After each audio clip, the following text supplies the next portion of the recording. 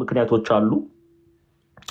ይሄንን የቤተክርስቲያን አባቶች ራሱ ቅዱስ ዮሐንስ የተናገረውን ክፍል በማንሳት አራቱንም አስቀምጠውልናል። የመጀመሪያው ምክንያት በአንደኛ ዮሐንስ ምዕራፍ 1 ቁጥር 4 ላይ ተቀምጧል። ራሱ ቅዱስ ዮሐንስ መጀመሪያይቱ የሐዋርያው ዮሐንስ መልእክት ምዕራፍ 1 ቁጥር 4 ላይ ምን ብሎ ገልጾልናል? ምዕራፍ 1ን በተማርንበት አውድ ላይ በደንብ አይተነዋል። ምን ማለት ነው የሚለውን ያመለጣችሁ እህት ወንድሞች ካላችሁ ሪኮርድ ስላለ እህቶች ጋር በመጠየቅ ሄዳችሁ እንድታደምጡ አደራላለሁ። ምዕራፍ 1 ቁጥር 4 ላይ እንዲህ ሲል ያስቀምጣል። ደስታችሁም እንዲፈጸም ይህን እንጽፍላችኋለን ይላል። ደስታችሁም እንዲፈጸም ይህንን እንጽፍላችኋለን፣ ይህንን መልእክት እንጽፍላችኋለን ይላል። መልእክተ ዮሐንስ ቀጥተኛ ዳይሬክት ኮሜንታሪው ቀጥተኛ ፍቺው የተጻፈላቸው ኤፌሶናውያን ይባላሉ። የኤፌሶን ሰዎች በኤፌሶን የሚኖሩ ክርስቲያኖች ናቸው። ይሄ መልእክት የተጻፈላቸው ማወቅና መረዳት ያለብን ኤፌሶን በታናሿ እስያ ኤዥያ ማይነር ታናሿ እስያ ምዕራባዊ ክልል የምትነካ ናት። ቅዱስ ዮሐንስ በኤፌሶን ጳጳስ ሆኖ አገልግሏል። በዛን ጊዜ ቃል እግዚአብሔርን አስተምሮ መንፈሳዊ ልጆቹ በእግዚአብሔር ቃል የወለዳቸውን ልጆቹን እነሱ በእምነት ይጸኑ ዘንድ የጻፈላቸው መልእክት ነው መልእክተ ዮሐንስ። ወደ ሌላ ከመሄዳችን በፊት መጀመሪያ ዳይሬክት የሆነውን ኮሜንታሪ ልናውቅና ልንረዳ ያስፈልጋል። ኤፌሶናውያን ናቸው የተጻፈላቸው የመልእክተ ዮሐንስ። አንድም ኤፌሶናውያን ቢጻፍላቸው በኤፌሶን ያለችው ቤተክርስቲያን ለሷ የተጻፈ መልእክት ቢሆንም ቤተክርስቲያን ደግሞ ምንድናት? ኩላዊት ናት፣ ዓለም አቀፍ አይደለ? ስለዚህ ይሄን መልእክት በዓለም ዙሪያ ያሉ በኤዥያ ማይነር ቱርክ፣ በአውሮፓ መቄዶንያ አካያይ፣ በነቀርጤስ፣ በአረብ ምድር፣ በአፍሪካ ምድር በዓለም ዙሪያ ላሉ ክርስቲያኖች የተጻፈ መልእክት ነው ብለናል። ግን ዳይሬክት ኮሜንታሪው በኤፌሶን ላለችው ቤተክርስቲያን የተጻፈ መልእክት ነው። ስለዚህ ቅዱስ ዮሐንስ ወልደ ዘብዴዎስ ይህንን መልእክት ሲያዘጋጅ መጀመሪያው ለምንድነው የተጻፈው የሚለው ሐሳብ ስንመለከት ደስታችሁም እንዲፈጸም ይህን እንጽፍላችኋለሁ ይላል። በኤፌሶን ያሉትን ምዕመናን ደስታችሁም እንዲፈጸም ይህን እንጽፍላችኋለሁ። ይህን ሲል ይህንን መልእክት ጽፍላችኋለሁ እያለ ነው። የኤፌሶናውያን በኤፌሶን ያለችው ቤተክርስቲያን ያሉ ምዕመናን ደስታቸው እንዲፈጸም ይህንን መልእክት ጽፎላቸዋል። መጀመሪያይቱ የሐዋርያው የዮሐንስ መልእክት በተለይ ግብፃውያን መተርጉማን ኢትዮጵያውያን ሊቃውንት ሁለቱም የሚስማሙበት ሐሳብ ነው።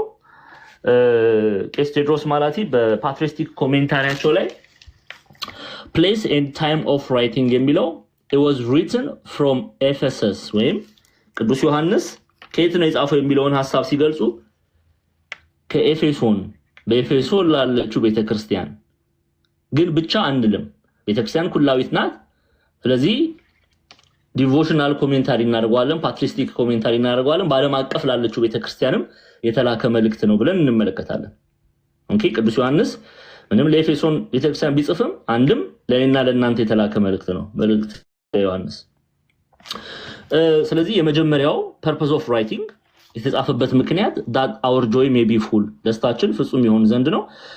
ማንም ሰው ዲቤት ሊያደርግ አይችልም። ምክንያቱም ራሱ ቅዱስ ዮሐንስ ይሄንን መልእክት የጻፍኩት ደስታችሁ ፍጹም እንዲሆን ነው ብሎ ነግሮናል። ራሱ ቅዱስ ዮሐንስ እኔ ይሄንን መልእክት የጻፍኩት ደስታችሁ በክርስቶስ ኢየሱስ ፍጹም እንዲሆን ነው ብሎ በአንደኛ ዮሐንስ ምዕራፍ 1 ቁጥር 4 ላይ አስፍሮልናል። ይሄን ልናቅ ያስፈልጋል።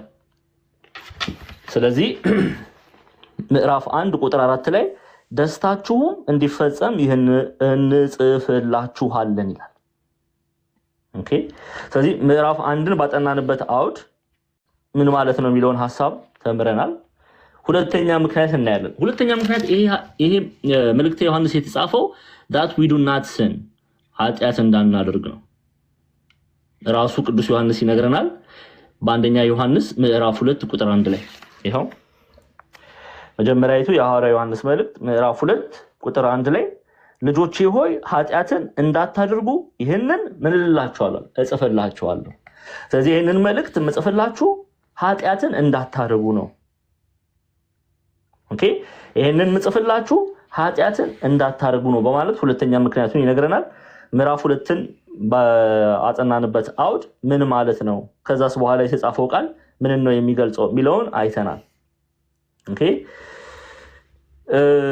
ሶስተኛ to avoid the deceivers ይሄንንም በአንደኛ ዮሐንስ ምዕራፍ 2 ቁጥር 26 ላይ አይተናል።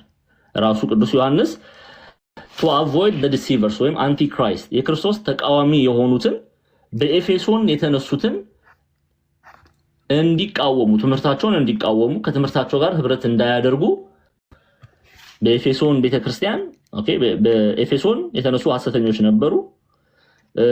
ኃጢአት ማድረግ ችግር የለበትም፣ ኢየሱስ ክርስቶስ የማርያምን ስጋ አልነሳም፣ ኢየሱስ ክርስቶስ አምላክ አይደለም፣ ኢየሱስ ክርስቶስ ይቅርታ ፍጹም ሰው አይደለም፣ ኢየሱስ ክርስቶስ ሰው መስሎ ተመላለሰ፣ በጥበብ መበልጸግ ነው እንጂ የሚያድነው ሁሉ ሰው አይድንም እያሉ የስተት ትምህርት የሚያስተምሩ እሱ አንቲክራይስት ወይ የክርስቶስ ተቃዋሚ ከሐዋርያት ትምህርት የራቁ ሰዎች ስለነበሩ ከእነርሱ ይጠበቁ ዘንድ ቅዱስ ዮሐንስ ይሄንን መልእክት ጽፏል። ይሄንን ደግሞ ምዕራፍ 2 ቁጥር 26 ላይ እናያዋለን። ይሄው ስለሚያስቷችሁ ሰዎች ይህን ጽፌላችኋለሁ ይላል። ስለምንም ስለሚሉ ስለሚያስቷችሁ ሰዎች ይህን ጽፌላችኋለሁ፣ ይህን መልእክት ጽፌላችኋለሁ ያለ ነው። መጀመሪያቱ የሐዋርያው ዮሐንስ መልእክት ለምን ተጻፈ? ሶስተኛ ምክንያት ስለሚያስቷችሁ ሰዎች ይህን ጽፌላችኋለሁ። በመጨረሻ ይህ መልእክት የተጻፈው to know that we have eternal life and to have confidence in him ምን ማለት ነው? በኤፌሶን ያሉ ምዕመናን ዘላለማዊ ሕይወት እንዳላቸው በክርስቶስ ኢየሱስ በማመናቸው ምክንያት ማመን ብቻ ደግሞ አይደለም። እምነት ስንል በደንብ አድርጋችሁ ስሙ። ቤተክርስቲያን እምነት ስትል እምነት ብቻ አትልም፣ እምነት ግን ትላለች። ሰው ልጅ የሚድነው በእምነት ነው ስትል እምነት ብላ የምትጠራው እውነተኛ እምነት ውስጥ በፍቅር የሚሰራ ደግሞ ስራ አለ። እምነትና ስራን ቤተክርስቲያን አስተባብራ ነው የምትናገረው። ስለዚህ እምነትና ስራን ያስተባበረ በክርስቶስ ኢየሱስ ያመነ እርሱን መስሎ የተመላለሰ የዘላለም ሕይወት እንዳለው ያውቁ ዘንድ ለኤፌሶናውያን ይህን መልእክት ጽፏል። ሁለተኛ እዛው ላይ ደግሞ ምን አላቸው? በክርስቶስ ኢየሱስ ሙሉ እምነት እንዲኖራቸው። ኦኬ በክርስቶስ ኢየሱስ ላይ ሙሉ እምነት እንዲኖራቸው ሲመክራቸው፣ ሲገስጻቸው፣ ሲያጽናናቸው እንመለከታለን። ይሄንን ምዕራፍ 5 ላይ ስትመጡ ከቁጥር 13 ላይ ታገኛላችሁ። ይሄው ምዕራፍ 5 ቁጥር 13 የዘላለም ሕይወት እንዳላችሁ ታውቁ ዘንድ በእግዚአብሔር ልጅ ስም ለምታምኑ ይህን ጽፌላችኋለሁ። ምን አለ? የዘላለም ሕይወት እንዳላችሁ ታውቁ ዘንድ በእግዚአብሔር ልጅ ስም ለምታምኑ ይህን ጽፌላችኋለሁ። በእርሱ ዘንድ ያለን ድፍረት ይህ ነው፣ እንደ ፈቃዱ አንዳች ብንለምን ይሰማናል።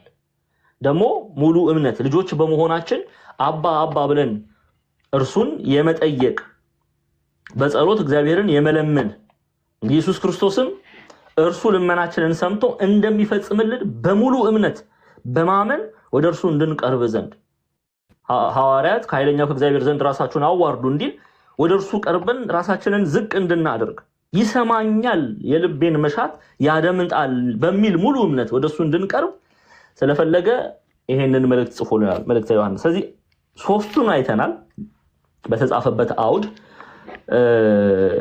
በቤተ ትርጓሜ ሶስቱን አይተናል። እንግዲህ የቀረን የመጨረሻው ነው ማለት ነው፣ አራተኛው ነው። መጽሐፉንም እየጨረስነው ነው እግዚአብሔር ይመስገን። ዛሬ ምዕራፍ 3ን ከጨረስን በኋላ ሁለት ምዕራፍ ብቻ ነው የሚቀር፣ ምዕራፍ 4 እና ምዕራፍ 5። ምዕራፍ 4 እና ምዕራፍ 5። እሺ ይሄን ካልኩ ቀጥታ ወደ ትምህርታችን እንሄዳለን። ቁጥር 9ን ጨርሰን ቁጥር 10 ላይ ነው ያቆምነው። መጀመሪያይቱ የሐዋርያው ዮሐንስ መልእክት ምዕራፍ 3 ከቁጥር 10 ጀምረን ነው የምንቀጥለው። ቁጥር 9 ላይ ከእግዚአብሔር የተወለደ ሁሉ ኃጢአትን አያደርግም፣ ዘሩ በእርሱ ይኖራልና ከእግዚአብሔር ተወልዷልና ኃጢአትም ሊያደርግ አይችልም የሚለውን ሐሳብ አይተን ቁጥር 10 ላይ ነው ዛሬ የምንቀጥለው ማለት ነው። ቁጥር 10 ላይ ነው ያዕቆብ ነው። እንግዲህ እግዚአብሔርን በእውነት ያመነ ከእግዚአብሔር የተማረ ይላሉ አባቶቻችን ኃጢአት ሊያደርግ አይችልም። እውነተኛ እግዚአብሔርን የሚወድ ከኃጢአት ይርቃል፣ ኃጢአትን አይተገብርም። የስጋን መሻት እርሱ በመስቀሉ የክርስቶስ እንደሆነ እናውቃለን የሚለውን ሐሳብ አይተን ነው ያቆምነው። ቁጥር 10 ላይ እንግዲህ ከዛ ነው የምንጀምረው ማለት ነው። ከቁጥር 10 እሺ፣ እንዲህ ተብሎ ተጽፏል። የእግዚአብሔር ልጆች የዲያብሎስ ልጆች በዚህ የተገለጡ ናቸው ይላል። አሁን ቅዱስ ዮሐንስ ቁጥር 10ን ሲጀምር የእግዚአብሔር ልጆችና የዲያብሎስ ልጆች በዚህ የተገለጡ ናቸው። መልካቸውን የእግዚአብሔር ልጆች የሚባሉ ምን አይነት መልክ አላቸው፣ የእግዚአብሔር ልጆች የማይባሉ ደግሞ ምን አይነት መልክ አላቸው የሚለውን ሊገልጽልን የእግዚአብሔር ልጆችና የዲያብሎስ ልጆች በዚህ ይለያሉ አለ። ኦኬ ቁጥር 10 ላይ የሚላል የእግዚአብሔር ልጆችና የዲያብሎስ ልጆች በዚህ የተገለጡ ናቸው። ጽድቅን የማያደርግና ወንድሙን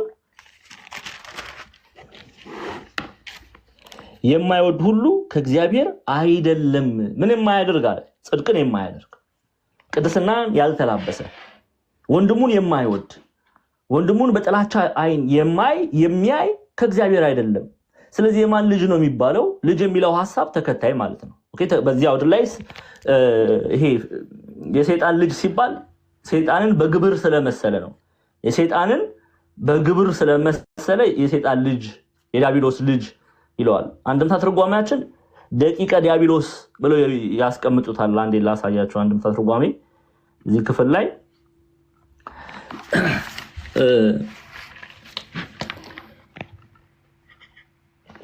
በዚህም ደቂቀ ተከታይ ማለት ነው። በዚህም ደቂቀ የእግዚአብሔር ተከታይ ደቂቀ ጋኔን የተለዩ ናቸው። የእግዚአብሔር ልጆችና የዲያብሎስ ልጆች፣ የእግዚአብሔር ደቀ መዝሙርና የዲያብሎስ ደቀ መዝሙር፣ እግዚአብሔርን ትምህርት የሚከተልና እግዚአብሔርን ትምህርት የማይከተል መታወቂያ ያላቸው መለያ ያላቸው እያለ ነው ወልደ ዘብዴዎስ ቅዱስ ዮሐንስ። በዚህም ደቂቀ እግዚአብሔርና ደቂቀ ጋኔን የተለዩ ናቸው አለ፣ ይታወቃሉ። ጽድቅን የማይሰራ ሰው ከእግዚአብሔር የተወለደ የተማረ አይደለም። የተወለደ ሲል ምን ማለት ነው? የተማረ ወይም የእግዚአብሔርን የዲያብሎስን ትምህርት የሚከተል እንደማለት ነው። ጽድቅን የሚያደርግ ከእግዚአብሔር የተማረ ነው፣ እግዚአብሔርን የሚከተል ነው፣ የእግዚአብሔር ልጅ ይባላል። እሺ መምህር ክርስቶፎሮስ መጥተዋል። አንድ ሰው መምህራን እየመጡ ስለሆነ እሺ ችግር የለም። ማን እግዚአብሔር ይወርዳል። አቋያ ወር አንድ ሰው እኮ ነው።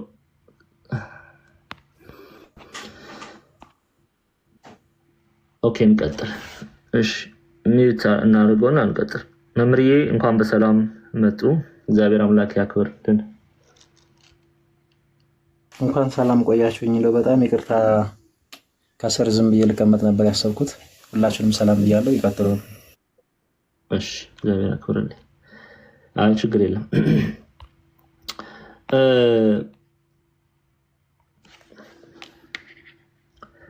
ኦኬ በዚህም ደቂቀ እግዚአብሔርና ደቂቀ ጋኔን የተለዩ ናቸው አለ፣ ይታወቃሉ። እንዴ መለያ አላቸው። የእግዚአብሔር ደቀ መዛሙርትና የጋኔን ወይም የዲያብሎስ የሰይጣን ደቀ መዝሙር መለያ ያለው እያለን ነው ወልደ ዘብዴዎስ ቅዱስ ዮሐንስ። ምንድነው መለያው ስንል ጽድቅን የማይሰራ ሰው ከእግዚአብሔር የተወለደ የተማረ አይደለም። ወንድሙን የማይወድ ሰው ከእግዚአብሔር የተወለደ የተማረ አይደለም። ፍቅር የሌለው ሰው ጽድቅን ማለትም የጌታችን የመድኃኒታችን ኢየሱስ ክርስቶስን ትእዛዛቱን የማይጠብቅ በአይን ያየውን የሚዳስሰውን የሚያናግረውን ካጠገቡ ያለውን ወንድሙን የማይወድ ከእግዚአብሔር የተወለደ የተማረ አይደለም። ወንድሙን የማይወድ ሰው ከእግዚአብሔር የተወለደ የተማረ አይደለም። ጌታችን መድኃኒታችን ኢየሱስ ክርስቶስ በዮሐንስ ወንጌል ምዕራፍ 8 ላይም ይሄን ሐሳብ ይናገራል። ቅዱስ ዮሐንስ 5 መጽሐፍ ጽፏል። ከዛ ውስጥ አንዱ ዮሐንስ ወንጌል ነው። ዮሐንስ ወንጌል ምዕራፍ 8 ጌታችን እንዲህ ሲል ይናገራል። ቁጥር 8 ላይ እንሂድና ከ34 ያለውን ክፍል እናየዋለን። እሺ ዮሐንስ ወንጌል ምዕራፍ 8 ዮሐንስ ወንጌል ምዕራፍ 8 ኢየሱስ መለሰ እንዲህ ሲል እውነት እውነት እላችኋለሁ ኃጢአት የሚያደርግ ሁሉ የኃጢአት ባሪያ ነው። ባሪያም ለዘላለም በቤት አይኖርም፣ ልጁ ለዘላለም ይኖራል። እንግዲህ አርነት ቢያወጣችሁ በእውነት አርነት ትወጣላችሁ።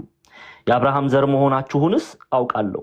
ነገር ግን ቃሌ በእናንተ አይኖርም፣ ልትገድሉኝ ትፈልጋላችሁ። እኔ በአባቴ ዘንድ ያየሁትን እናገራለሁ፣ እናንተም ደግሞ በአባታችሁ ዘንድ ያያችሁትን ታደርጉ። አይሁዳውያን ጋር ያደረገውን ከክፉ አይሁዳውያን ጋር ያደረገውን ንግግር ነው እያየን ያለ ነው። መልሰውም አባታችን አብርሃም ነው አሉት። ኢየሱስም የአብርሃም ልጆች ብትሆኑ የማን ልጆች ብትሆኑ? የአብርሃም ልጆች ብትሆኑ የአብርሃምን ስራ ባደረጋችሁ ነበር። ነገር ግን አሁን ከእግዚአብሔር የሰማሁትን እውነት የነገርኳችሁን ሰው ልትገድሉኝ ትፈልጋላችሁ። አብርሃም እንዲህ አላደረገም፣ እናንተ የአባታችሁን ስራ ታደርጋላችሁ አላቸው። እኛስ ከዝሙት አልተወለድንም፣ አንድ አባት አለን፣ እርሱም ከእግዚአብሔር ነው አሉት። ኢየሱስም አላቸው እግዚአብሔር አባታችሁ ከሆነ በወደዳችሁኝ ነበር። እኔ ከእግዚአብሔር ወጥቼ መጥቻለሁና እርሱ ላከኝ እንጂ ከራሴ አልመጣሁምና። ንግግሬን የማታስተውሉ ስለምንድን ነው? ቃሌን ልትሰሙ ስለማትችሉ ነው። እናንተ ከአባታችሁ ከማን አላቸው? ከዲያብሎስ ናችሁ፣ የአባታችሁንም ምኞት ልታደርጉ ትወዳላችሁ። እርሱ ከመጀመሪያ ነፍሰ ገዳይ ነበረ፣ እውነትም እርሱ ስለሌለ በእውነት አልቆምም። ሐሰት ሲናገር ከራሱ ይናገራል፣ ሐሰተኛ የሐሰትም አባት ነውና ይላቸዋል። ስለዚህ ጌታችን መድኃኒታችን ኢየሱስ ክርስቶስ ሲያስተምር እየተመላለሱ ክፉ አይሁዳውያን እኛ አባታችን አብርሃም ነው፣ እኛ አባታችን እግዚአብሔር ነው፣ አንተን አንሰማህም ብለው በክፋት ለሚናገሩት ክፉ አይሁዳውያን አባታችሁ አብርሃም አይደለም፣ አባታችሁ አብርሃም ቢሆን የአብርሃምን ስራ ትሰሩ ነበረ። አባታችሁ እግዚአብሔር አይደለም፣ አባታችሁ እግዚአብሔር ቢሆን ከእውነት ጋር ትተባበሩ ነበረ፣ የእውነትን ስራ ትሰሩ ነበረ። አባታችሁ ዲያብሎስ ነው። ለምን? በግብር ልጆቹ ሆናችኋልና። በግብር ምኑ ልጆቹ ሆናችኋልና። ለዚህ ነው ቅዱስ ዮሐንስ በአንደኛ ዮሐንስ መልእክት ምዕራፍ 3 ላይ ቁጥር 10 ላይ የእግዚአብሔር ልጆችና የዲያብሎስ ልጆች በዚህ የተገለጡ ናቸው። ጽድቅን የማያደርግና ወንድሙን የማይወድ ሁሉ ከእግዚአብሔር አይደለም። ይህን ደግሞ በዘፍጥረት መጽሐፍ ምዕራፍ 4 ላይ እናየዋለን። አቤልና ቃየልን ማንሳት የተገባ ነው። አቤል ምሳሌው ይላሉ ሊቃውንት ቤተክርስቲያን፣ ኢትዮጵያ ሊቃውንት፣ አቤል በእግዚአብሔር ልጅ ምሳሌ ይመሰላል። ቃየል ደግሞ በዲያብሎስ ልጅ ምሳሌ ይመሰላል። ኦኬ፣ ቃየል ደቂቀ እግዚአብሔር ይመሰላል። ይቅርታ፣ አቤል ደቂቀ እግዚአብሔር ይመሰላል። ቃየል ደግሞ ደቂቀ ሰይጣን ዲያብሎስ፣ የዲያብሎስን ግብር የሚፈጽም ተብሎ በምሳሌ ይነገራል። እስቲ ፍጥረት ምዕራፍ 4ን እንይ።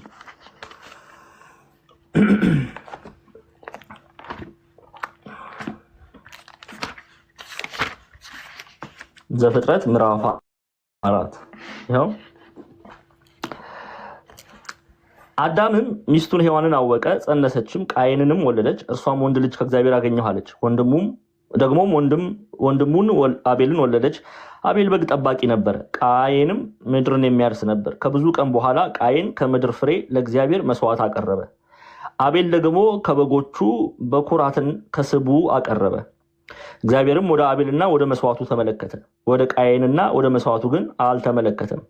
አስቀድሞ ይላሉ ሊቃውንት ቤተክርስቲያን የአቤልን ልብ ይቅርታ፣ አስቀድሞ የቃየን ልብ መስዋዕት ከማቅረቡ በፊት ሁሉ መልካም ልብ አልነበረውም። ኦኬ። ስለዚህ እግዚአብሔር አምላክ የቃየልን ልብ ሊመለከት አልወደደም። ቃየን ልብ ውስጥ የሞላው ምንድን ነው? ቅናት። ቃየን ልብ ውስጥ የሞላው ምንድን ነው? ክፋት። ስለዚህ በቃየን ልብ ውስጥ ፍቅር ስለሌለ እግዚአብሔር ሊያይና ሊመለከት የወደደው የአቤልን መስዋዕት ነው ይላሉ። ስለዚህ ቃየንም ምድርን የሚያርስ ነበረ። ከብዙ ቀን በኋላም ቃየን ከምድር ፍሬ ለእግዚአብሔር መስዋዕት አቀረበ። አቤልም ደግሞ ከበጎቹ በኩራትን ከስቡ አቀረበ። እግዚአብሔርም ወደ አቤልና ወደ መስዋዕቱ ተመለከተ፣ ወደ ቃየንና ወደ መስዋዕቱ ግን አልተመለከተም። ቃየንም እጅግ ተናደደ፣ ፊቱም ጠቆረ። እግዚአብሔርም ቃየንን አለው፣ ለምን ተናደድክ? ለምንስ ፊትህ ጠቆረ? መልካም ብታደርግ ፊትህ የሚበራ አይደለምን? መልካም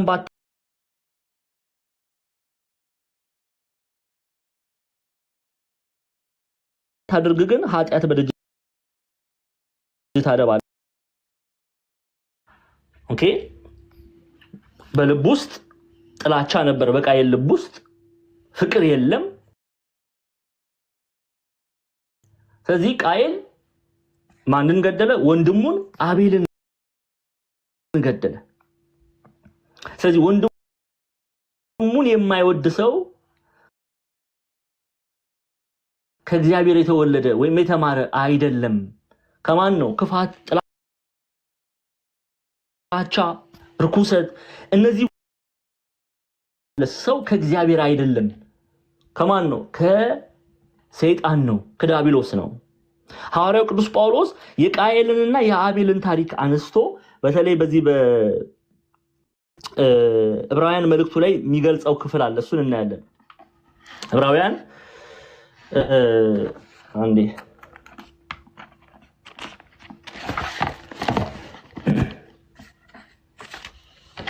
የዕብራውያን መጽሐፍን ክፈቱልኝ አንዴ።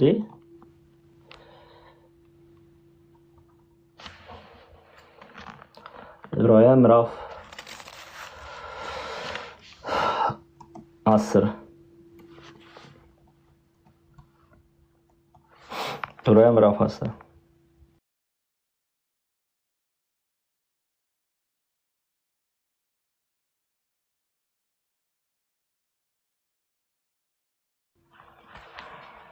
ምዕራፍ 11 ምዕራፍ 10 ሳይሆን ምዕራፍ 11 ከቁጥር 1 ጀምረን እንመለከተዋለን። እሺ ይሄው ምዕራፍ 11 ዕብራውያን 11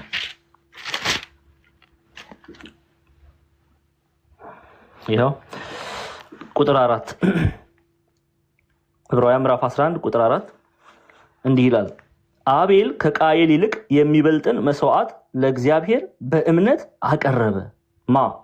አቤል እግዚአብሔር አምላክ ቅዱስ ነው ብሎ እግዚአብሔር ከባረከለት መልካሙን ለእግዚአብሔር አቀረበ። ቃየል አስቀድሞ ምን ብያቸዋለሁ? አባቶቻችን አስቀድሞ በተለይ ኢትዮጵያ ሊቃውንት ይሄ በተለይ ዘፍጥረት ምዕራፍ 4 ላይ ስለ ቃየል ሲናገሩ መስዋዕቱን ከማቅረቡ በፊት አስቀድሞ ልቡ መልካም አይደለም። የቃየል ልብ ክፋት የሞላበት ነው። ኦኬ። ስለዚህ በልብ ውስጥ ያለውን ክፋት በመስዋዕቱም ላይ ሲያንጸባርቅ እናያለን። እግዚአብሔር አምላክ ቅዱስ ነው። ስለዚህ መልካም የሆነ መስዋዕት ይገባዋል ማለት ሲገባው እንደ ወንድሙ አቤል መልካም የሆነ መስዋዕትን አይደለም ያቀረበው። ስለዚህ ሐዋርያው ቅዱስ ጳውሎስ ምን አለ? አቤል ከቃየል ይልቅ የሚበልጥን መስዋዕት ለማን አቀረበ? ለእግዚአብሔር በእምነት አቀረበ። በዚህም እግዚአብሔር ስለ ስጦታው ሲመሰክር እርሱ ጻድቅ እንደሆነ ተመሰከረለት። አያችሁ፣ እርሱ ምን እንደሆነ? ጻድቅ እንደሆነ ተመሰከረለት። ስለዚህ አቤል የእግዚአብሔር ልጅ ምሳሌ ሆኖ ይነገራል። ቃየል ደግሞ የዲያብሎስ ልጅ ምሳሌ ተደርጎ ይነገራል። አቤልንና ቃየልን ግን የለያቸው ምንድነው? ግብራቸው ነው። ግብራቸው በቃየል ልብ ውስጥ ክፋት አለ፣ በአቤል ልብ ውስጥ ፍቅር አለ። ለዛ ነው የእግዚአብሔር ልጆችና የዲያብሎስ ልጆች በዚህ የተገለጡ ናቸው። ጽድቅን የማያደርግና ወንድሙን የማይወድ እንደ ቃየል ወንድሙን የማይወድ ሁሉ ከእግዚአብሔር አይደለም። አሁን በዚህ ቃል እውነት ላይ ቆም ብለን እኛ ራሳችንን እንመርምር። በመካከል ወንድሞቻችንን እህቶቻችንን የምንጠላ ካለን ንስሐ ልንገባ ያስፈልጋል። ምንም ልናደርገው አንችልም። ይሄን ቃል ልንሰርዘው አንችልም፣ ልናጠፋው አንችልም። አይሆንም። ተጽፏል። አምላካዊ የአምላክ ሐሳብ የያዘ ቃል ነው። አሜን ብለን ልንቀበለውና እኛ ወደ ንስሐ ልንቀርብ ነው የሚገባው። በማናችንም ልብ ውስጥ ጥላቻ፣ ቂም፣ በቀል በነገራችን ላይ ሰዎች ቢበድሉን እንኳን ጥላቻ፣ ቂም፣ በቀል ልናቀፍ የተገባን አይደለም በፍጹም። ያንን ምናንጸባርቅ ከሆነ የቃየል ልጆች ነን። የአቤል ልጆች ተብለን ልንጠራ አይገባንም። እኛ ራሳችንን ልንጠራ እንችላለን። እኔ የአቤል ልጅ ነኝ፣ እኔ እግዚአብሔር ልጅ ነኝ ብለን ልንል እንችላለን፣ ግን አይደለንም። በእውነት በእግዚአብሔር ቃል ሚዛን ስንፈተሽ አይደለንም። ስለዚህ ጽድቅን ምንሰራ ወንድሞችን ምንወድ የእግዚአብሔር ልጆች መሆናችን በዚህ ይታወቃል። መለያው ይሄ ነው እያለን ነው። መለያው ይሄ ነው እያለን ነው። ማቴዎስ 7 ላይም አይተናል። የማቴዎስ ወንጌል ምዕራፍ 7 ማቴዎስ ወንጌል ምዕራፍ 7 ላይ ከቁጥር 23 ጌታችን መድኃኒታችን ኢየሱስ ክርስቶስ ማቴዎስ 7 ቁጥር 23 ላይ እንዲህ ብሎ ገልጾልናል። ከቁጥር 20 ጀምሮ ያነበዋለሁ። በሰማይ ያለውን የአባቴን ፈቃድ የሚያደርግ እንጂ ጌታ ሆይ የሚለኝ ሁሉ መንግስተ ሰማያት የሚገባ አይደለም። በዚያች ቀን ብዙዎች ጌታ ሆይ በስምህ ትንቢት አልተናገርንምን? በስምህ አጋንንት አላወጣንምን? በስምህ ብዙ ታምራት አላደረግንምን? ይሉኛል። የዚያን ጊዜም ከቶ አላውቃችሁም እናንተ አመፀኞች ከእኔ ራቁ ብዬ እመሰክርባችኋለሁ። አመፀኞች፣ ተቃዋሚዎች ይላቸዋል። ለምን? በክርስቶስ ላይ በትምህርቱ ስላልተመላለሱ፣ እምነትን ከስራ ጋር ስላላስተባበሩ አመፀኞች የሚለውን ቃል ሲናገራቸው እንሰማለን። በማን ላይ ነው ያመፁት? በእግዚአብሔር ላይ። ይሄን ደግሞ ቲቶ ምዕራፍ 1 ቁጥር 16 ላይ ይነግረናል። ቲቶ ምዕራፍ 1 ቁጥር 16 ላይ እንመለከተዋለን። ይኸው የሐዋርያው ጳውሎስ መልእክት ወደ ቲቶ ምዕራፍ 1 ቁጥር 16 ላይ እግዚአብሔርን እንዲያውቁ በግልጥ ይናገራሉ። ዳሩ ግን የሚያጸይፉና የማይታዘዙ ለበጎ ስራም ሁሉ የማይበቁ ስለሆኑ በስራቸው ይክዱታል። ማንን ነው የካዱት? እግዚአብሔርን። ግን እኮ ስለ እግዚአብሔር እየተናገሩ ነው። አዎ ስለ እግዚአብሔር እየተናገሩ ነው። ግን በስራቸው በእግዚአብሔር ላይ አምፀዋል። እግዚአብሔርን ክደውታል። ንስሐ አያውቁ፣ ስጋው ደግሞ አያውቁ፣ በቅድስና አይመላለሱ፣ ወደ ቤተ ክርስቲያን እግሮቻቸውን አያፋጥኑም፣ እጆቻቸውን ለመጽዋዕት ሳይሆን ለሌብነት ያደራጃሉ፣ ጆሮቻቸው በዘፈን የደነቆሩ እንጂ በእግዚአብሔር ቃል የለመለሙ አይደሉም። ቅዱስ ዮሐንስ አፈወርቅ እንደሚነግረን። ስለዚህ ምን ያደርጋሉ? የማይታዘዙ ለበጎ ስራም ሁሉ የማይበቁ ስለሆኑ በስራቸው ይክዱታል። እኔና እናንተ ስንት ጊዜ ክደነዋል እግዚአብሔርን? ንስሐ ነው በነገራችን ላይ መጽሐፍ ቅዱስ ጥናት እየተማርንም ወደ ውስጣችን እያመጣን ራሳችንን ልናይ ያስፈልጋል። ስንት ጊዜ ክደነዋል ኦርቶዶክሳውያን ክርስቲያኖች እዚህ ያለን ብዙ ጊዜ። አዎ ግን በቶሎ በንስሐ ወዴት መምጣት አለብን? ወደ እግዚአብሔር እቅፍ መምጣት አለብን። በስጋው ደግሞ ወደ እግዚአብሔር መመለስ አለብን። ምክንያቱም አስቀድሞ ነግሮናል ቅዱስ ዮሐንስ። ኃጢአት ግን ምን አላችሁ አለ? ጠበቃ አለ። ያ ጠበቃ ተብሎ የተጠራው ምንድን ነው? ስጋው ደግሞ ይላሉ ኢትዮጵያ ሊቃውንት። ጌታችን መድኃኒታችን ኢየሱስ ክርስቶስ ስጋውን ቆርሶ ደሙን አፍስሶልናል። ስለዚህ ያ ስጋው ደግሞ ይጠብቀናል። አንድም በግዙ ጰራቅሊጦስ መንፈስ ቅዱስ ይጠብቀናል ብለው የተረጉሙታል አባቶቻችን። አያቸው ሙሉ መጽሐፉን እያጠናችሁ ስትመጡ ያ ክፍል በደንብ ግልጽ እየሆነ ይመጣል። ስለዚህ ንስሐ ገብቶ አንድ ሰው የጌታችን የመድኃኒታችን ኢየሱስ ክርስቶስን ስጋው ደሙን ተቀብሎ ይመለሳል፣ ወደ እግዚአብሔር እቅፍ ይመለሳል፣ ወደ ኢየሱስ ክርስቶስ ይመለሳል። አንድ ጊዜ አምላካችን መድኃኒታችን ኢየሱስ ክርስቶስ በዕብራውያን መጽሐፍ ላይ እንደሚናገረው አንድ ጊዜ ባቀረበልን መስዋዕት የቤዛነት ስራ ወደ እርሱ እንመለሳለን። በንስሐ ወደ እርሱ እንመለሳለን። ይጠብቀናል፣ ከክፉ ነገር ይጠብቀናል። ስለዚህ እግዚአብሔርን እንዲያውቁ በግልጥ ይናገራሉ። ዳሩ ግን የሚያጸይፉና የማይታዘዙ ለበጎ ስራ ሁሉ የማይበቁ ስለሆኑ በስራቸው ይክዱታል ተብሎ ተጽፏል። በስራቸው ይክዱታል። እሺ እንመለስ ወደ ትምህርታችን።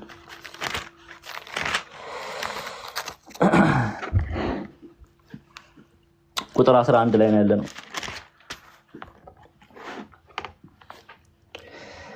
ከመጀመሪያ የሰማችኋት መልእክት እርስ በርሳችን እንዋደድ የምትል ይህች ናትና። አሁን ስለ ፍቅር ነው የሚናገረው።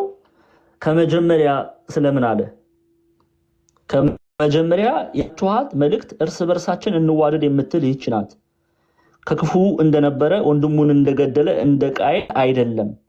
ስለምንስ ገደለው? የገዛ ስራው ክፉ ወንድሙ ጽድቅ ስለነበረ ነውን ይላል። ቁጥር 11 እንመልከት። ከመጀመሪያ የተባለችው አባቶቻችን ከመጀመሪያ ጀምሮ ከዘመነ ብሉይ ጀምሮ በወንጌል ላይም ጌታችን መድኃኒታችን ኢየሱስ ክርስቶስ የተናገረውን እያነሱ የእግዚአብሔር ቃል ከመጀመሪያ የሰማችኋት መልእክት እርስ በርሳችን እንዋደድ የምትል ይህች ናት የሚለውን ይገልጻሉ። ለምሳሌ በጌታችን መድኃኒታችን ኢየሱስ ክርስቶስ ይህንን በወንጌል አስተምሮናል። ተዋደዱ ተፋቀሩ ብሎ። ስለዚህ ቅዱስ ዮሐንስ ከመጀመሪያም ጌታ ሲያስተምር የሰማችኋት እኔም በመልእክት ስጽፍ የምታነቧት ስለምንድን ነው? ስለ ፍቅር ነው። መጀመሪያ የሰማችኋት መልእክት እርስ በርሳችን እንዋደድ የምትል ይህች ናትና ይላል። እስቲ ዮሐንስ ወንጌል ምዕራፍ እንመልከታት። አልተባለችም ወይ አልተጻፈችልንም ወይ? እስቲ ዮሐንስ ወንጌል ምዕራፍ 13 ላይ ጌታ አላስተማረም ወይ ተዋደዱ ተፋቀሩ ብሎ? ዮሐንስ ወንጌል ምዕራፍ 13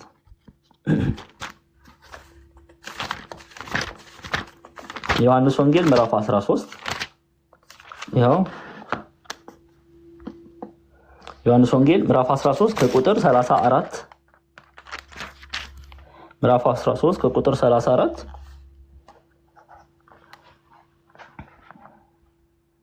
35 እና 34 እና 35 ይኸው እርስ በርሳችሁ ትዋደዱ ዘንድ እንደወደድኳችሁ እናንተ ደግሞ እርስ በርሳችሁ ትዋደዱ ዘንድ አዲስ ትእዛዝ እሰጣችኋለሁ። እርስ በርሳችሁ ፍቅር ቢኖራችሁ ደቀ መዛሙርቴ እንደሆናችሁ ሰዎች ሁሉ በዚህ ያውቃሉ ብሎ ጌታችን መድኃኒታችን ኢየሱስ ክርስቶስ ምን ብሏል? አስተምሯል። ስለዚህ ቅዱስ ዮሐንስ ራሱ ዮሐንስ ወንጌል ላይ የጻፈው ምን አለ?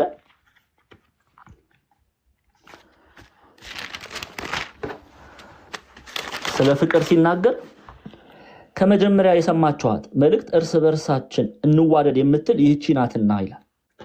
ከመጀመሪያ ጌታችን መድኃኒታችን ኢየሱስ ክርስቶስ ሲያስተምር የተነገረች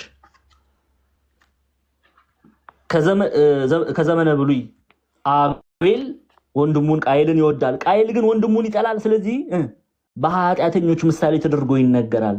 እግዚአብሔር ፍቅር ነው። ስለዚህ ከእግዚአብሔር የሰማችሁት ቃል ይህ ነው ሲል ከመጀመሪያ የሰማችኋት መልእክት እርስ በርሳችን እንዋደድ የምትል ይህች ናትና ይላል። ምክንያቱም ጌታችን ዮሐንስ ወንጌል ምዕራፍ 3 ቁጥር 34 እና 35 ላይ ይችን ቃል ይናገራል። ደግመን እናንብበው። እዛ ላይ መጽሐፍ ቅዱስ ክፍል እናያለን።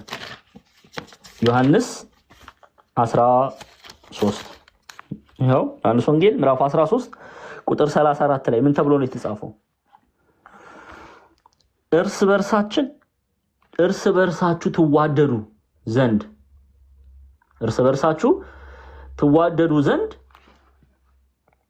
እርስ በርሳችሁ ትዋደዱ ዘንድ እንደወደድኳችሁ እናንተ ደግሞ እርስ በርሳችሁ ትዋደዱ ዘንድ አዲስ ትእዛዝ እሰጣችኋለሁ። እርስ በርሳችሁ ፍቅር ቢኖራችሁ ደቀ መዛሙርቴ እንደሆናችሁ ሰዎች ሁሉ በዚህ ያውቃሉ።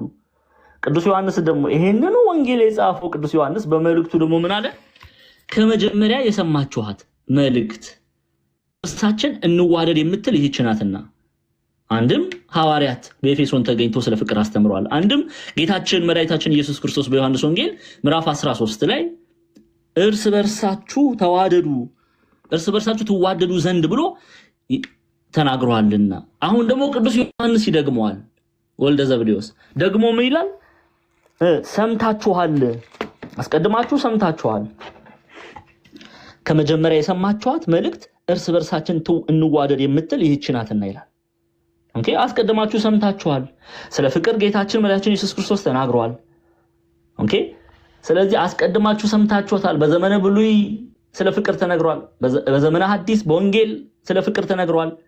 ሐዋርያት ስለ ፍቅር አስተምረዋል። አሁንም ደግሞ እሱ ከመጀመሪያ ጀምሮ የሰማችኋት ስለ ፍቅር የሰማችኋት መልእክት ከመጀመሪያ የሰማችኋት መልእክት እርስ በርሳችን እንዋደድ የምትል ይህች ናትና ይላል።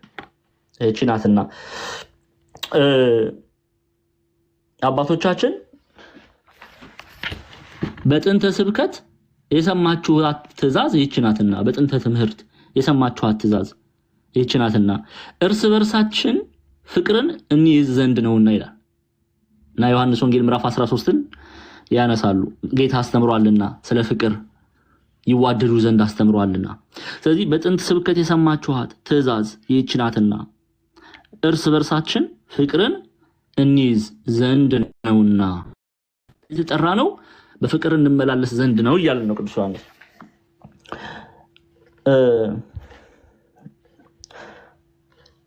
የምትል ይህች ናትና ከክፉ እንደነበረ ወንድሙን እንደገደለ እንደ ቃየል አይደለም። አያችሁ፣ ከጥንት ጀምሮ እግዚአብሔር አምላክ የአቤልን መስዋዕት ሲቀበል የአቤል መስዋዕት ሲመለከት አይታቸዋል። ወንድሙን የጠላ ቃየል ግን አቤልን ሲገለው አይታቸዋል። እቺ ስብከት በጥንትም ነበረች። ከክፉ እንደነበረ ወንድሙን እንደገደለ እንደ ቃየል አይደለም። ስለምንስ ገደለው? የገዛ ስራው ክፉ የወንድሙም ስራ ጽድቅ ስለነበረ ነው። ኦኬ፣ የወንድሙም ስራ ጽድቅ ስለነበረ የእርሱ ስራ ደግሞ ክፉ ስለነበረ ወንድሙን ገደለው። ፍቅር ይላሉ አባቶቻችን፣ ፍቅር መያዛችንም ከሰይጣን እንደተወለደ እንደተማረ እንደ ቃየል አይደለም። ወንድሙን እንደገደለው እንደ ቃየል አይደለም። ወንድሙን እንደገደለው እንደ ቃየል አይደለም። ከቃየል አይደለም የተማርን ከአቤል እንጂ።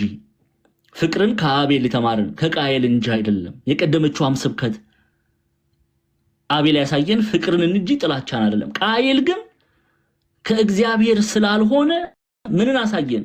ጥላቻን አሳየን። ስለዚህ ፍቅር መያዛችን ከሰይጣን እንደተወለደ እንደተማረ እንደ ቃየል አይደለም። ሰይጣን ቃየልን ሊቃውንቱ በደቂቀ ሰይጣን ምሳሌ አድርገው ነው የሚናገሩት። አቤልን ደግሞ በእግዚአብሔር ምሳሌ፣ አቤልን የእግዚአብሔር ልጅ ምሳሌ አድርገው አቤልን የእግዚአብሔር ልጅ ምሳሌ አድርገው ሰይጣንን የቃየል ልጅ ምሳሌ አድርገው ነው የሚናገሩት። ፍቅር መያዛችንም ከሰይጣን እንደተወለደ እንደተማረ እንደ ቃየል አይደለም። ወንድሙን እንደገደለው እንደ ቃየል አይደለም።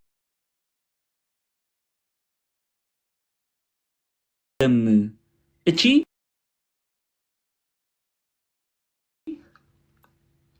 የቀደመችዋ ስብከት ብለው ይጠሯታል። ስለዚህ ከመጀመሪያ የሰማችኋት መልእክት እርስ በርሳችን እንዋደድ የምትል ይህች ናትና ከክፉ እንደነበረ ወንድሙን እንደገደለ እንደ ቃየል አይደለም። ስለምንስ ገደለው? የገዛ ስራው ክፉ የወንድሙም ስራ ጽድቅ ስለነበረ ነው። የወንድሙም ስራ ጽድቅ ስለነበረ ነው። አቤል በብዙ ይመሰላል። በእግዚአብሔር ልጅ በኢየሱስ ክርስቶስ ምሳሌ ተደርጎ ይነገራል። በእግዚአብሔር ምሳሌ ተደርጎ ይነገራል። በእግዚአብሔር ልጅ ምሳሌ ተደርጎ ይነገራል። ቃየል ደግሞ በኃጥአን ምሳሌ ተደርጎ ይነገራል። በዳቢሎስ ልጅ ምሳሌ ተደርጎ በምሳሌ ይነገራል። እሺ እንቀጥል። ቁጥር 13 ላይ ነው ያለሁት። ወንድሞች ሆይ ዓለም ቢጠላችሁ አትደነቁ አለ። ቁጥር 13 ላይ ወንድሞች ሆይ ዓለም ቢጠላችሁ አትደነቁ፣ የእግዚአብሔር ልጅ ስለሆናችሁ፣ ደቂቀ እግዚአብሔር ስለሆናችሁ፣ የእግዚአብሔር ልጆች ስለሆናችሁ ዓለም ቢጠላችሁ አትደነቁ። ለምንድን ነው እንደዚህ ያለን? ምክንያቱም ጌታችን መድኃኒታችን ኢየሱስ ክርስቶስ በዮሐንስ ወንጌል ምዕራፍ 13 ቀድሞ ነግሮናልና ዓለም እንደሚጠላል። በዮሐንስ ወንጌል ምዕራፍ 13 እንመልከት። ዮሐንስ ወንጌል ምዕራፍ 13 እንዲህ የሚል ቃል አለ።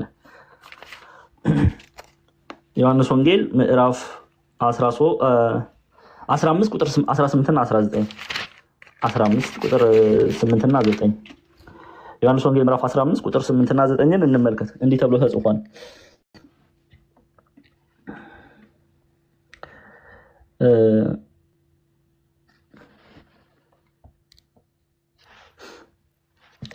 እሺ አንድ ደቂቃ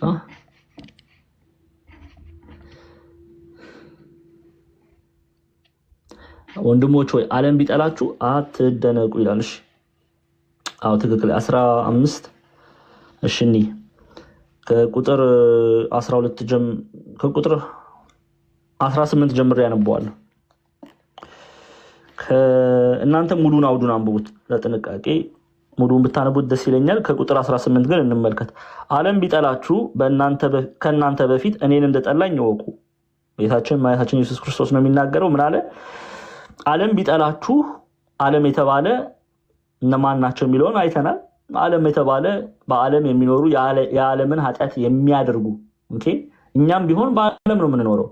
እዚች ዓለም ተብላ በምትጠራ ምድር ውስጥ ነው የምንኖረው። ግን ዓለም ተብሎ እዚህ አውድ ላይ እየተነገረ ያለው የዓለምን ግብር የሚፈጽሙትን ነው። የመንፈስ ቅዱስ ፍሬን የማያፈሩትን ኦኬ፣ የእግዚአብሔር ተቃዋሚ አመፀኞችን ነው ዓለም እያለ የሚጠራው። ዓለም ቢጠላችሁ ሲል ሰዎቹን ነው የሚናገረው። ክፉ አይሁዳውያን ቢጠሏችሁ፣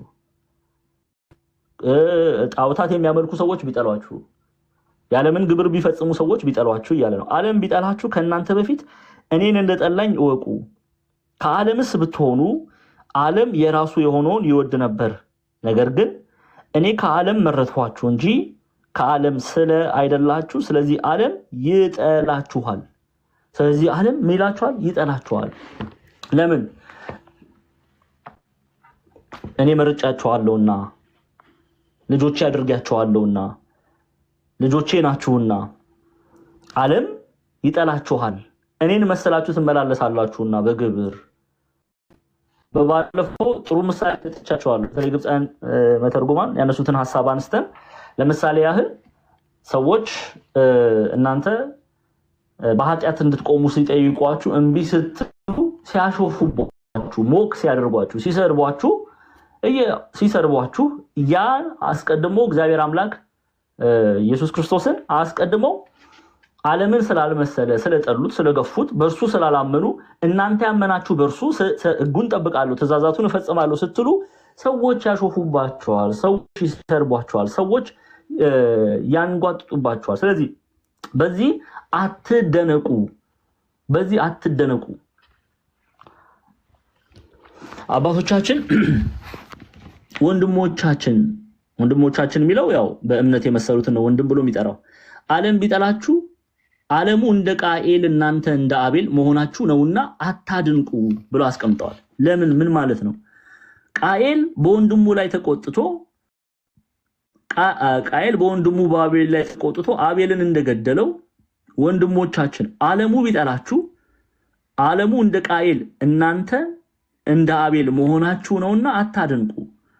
ቃኤል የእግዚአብሔርን ቃል ስለጠበቀ፣ እግዚአብሔርን ስለመሰለ፣ እግዚአብሔርን መስሎ ስለተመላለሰ፣ በፍቅር ስለተመላለሰ፣ በጥላቻ ያለው ወንድሙ ቃኤል ደግሞ ይህንን ዓለም ወዶ በጥላቻ ስለተመላለሰ ተነስቶም በቅናት ወንድሙን ስለገደለ ነገም ደግሞ እናንተ እግዚአብሔርን እንወዳለን ምትሉ በእውነት በቅድስና በጽድቅ እርሱን መስዬ እመላለሳለሁ ምትሉ ቃኤል አቤልን እንደገደለ ዓለምም ቃኤል በዓለም ይመሰላል። ቃኤል በሰይጣን ይመሰላል። ቃኤል በሰይጣን ልጅ ይመሰላል። ደቂቀ ዳቢሎስ ብሎ ይጠሩታል አባቶቻችን። የዳቢሎስን በግብር ከዳቢሎስ የተማረ ስለሆነ አቤል ደግሞ እንደ እግዚአብሔር ልጆች በኢየሱስ ክርስቶስ ምሳሌ በእግዚአብሔር ምሳሌ ተደርጎ ይነገራል። ስለዚህ ቃኤል አቤልን እንደገደለ እቺ ዓለም ክርስቶስን እንደገደለች እናንተም በእግዚአብሔር የምታምኑ እውነተኛ ልጆቹ የሆናችሁ ዓለም ብታሳድዳችሁ አትደንግጡ፣ አታድንቁ እያለ ነው ቅዱስ ዮሐንስ። ለዛ ነው አባቶቻችን ወንድሞቻችን ዓለሙ ቢጠላችሁ ዓለሙ እንደ ቃኤል እናንተ እንደ አቤል መሆናችሁ ነውና አታድንቁ፣ አትገረሙ ማለት ነው። ለምን? ቀድሞ አባቶቻችሁን እንዲያደርገዋልና። እኛ አባቶቻችን እና አቤል ናቸው። አባቶቻችን እና አብርሃም ናቸው። ኦኬ። አባቶቻችን ቅዱሳን ነቢያት ናቸው። አባቶቻችን ቅዱሳን ሐዋርያት ናቸው። ሐዋርያት በእግዚአብሔር በማመናቸው ምክንያት ተገፍተዋል፣ በድንጋይ ተወግረዋል። እነ እስጢፋኖስ በድንጋይ ተደብድበዋል። ቅዱስ ጳውሎስ በድንጋይ ተደብድበዋል። እነ ቅዱስ ያዕቆብ በሰይፍ ሰማዕትነት ተቀብለዋል። እነ ቅዱስ ጴጥሮስ እነ ቅዱስ ጳውሎስ ሰማዕትነት ተቀብለዋል። ስለዚህ ዓለም ቢጠላችሁ አስቀድሞ አባቶቻችሁን ጠልተዋል፣ አስቀድሞ ጌታን አሳደዋል። ስለዚህ አትገረሙ፣ አትደነቁ እያለ ነው ቅዱስ ዮሐንስ። በነገራችን ላይ ሐዋርያው ቅዱስ ጳውሎስም በተሰሎንቄ መጽሐፍ ላይ ይህንን ይናገራል። እስቲ እንመልከተው። ቅዱስ ጳውሎስ የተሰሎንቄ ምዕራፍ አንደኛ ተሰሎንቄ ምዕራፍ 1ን ክፈቱልኝ።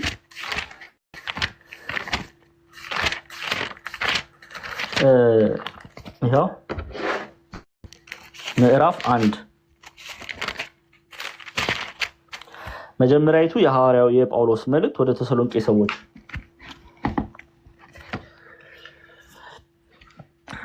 ከቁጥር 6 ጀምሬ ያነበዋለሁ። እንዲህ ይላል፣ ደግሞ እናንተ ቃሉን በብዙ መከራ ከመንፈስ ቅዱስ ደስታ ጋር ተቀበላችሁ፣ እኛንና ጌታን የምትመስሉ ሆናችሁ፣ ስለዚህ በመቄዶንያና በአካይያ ላሉት ምዕመናን ሁሉ ምሳሌ ሆናችኋል ይላል። የተሰሎንቄ ምዕመናን ክርስቲያን በመሆናቸው ምክንያት በጌታችን በመድኃኒታችን በኢየሱስ ክርስቶስ በማመናቸው ምክንያት ብዙ ዋጋ ከፍለዋል። ብዙ ሰይፍ ተመዞባቸዋል። ብዙ እጅ ተጭኖባቸዋል። እጅ መጫን ማለት መከራ ማጽናት ማለት ነው። ብዙ መከራ ተቀብለዋል። ግን ቅዱስ ጳውሎስ ምን አላቸው? መከራ በመቀበላችሁ አትዘኑ። እንደ ቅዱስ ዮሐንስ ተመልከቱ። መከራ በመቀበላችሁ አትዘኑ። ለምን?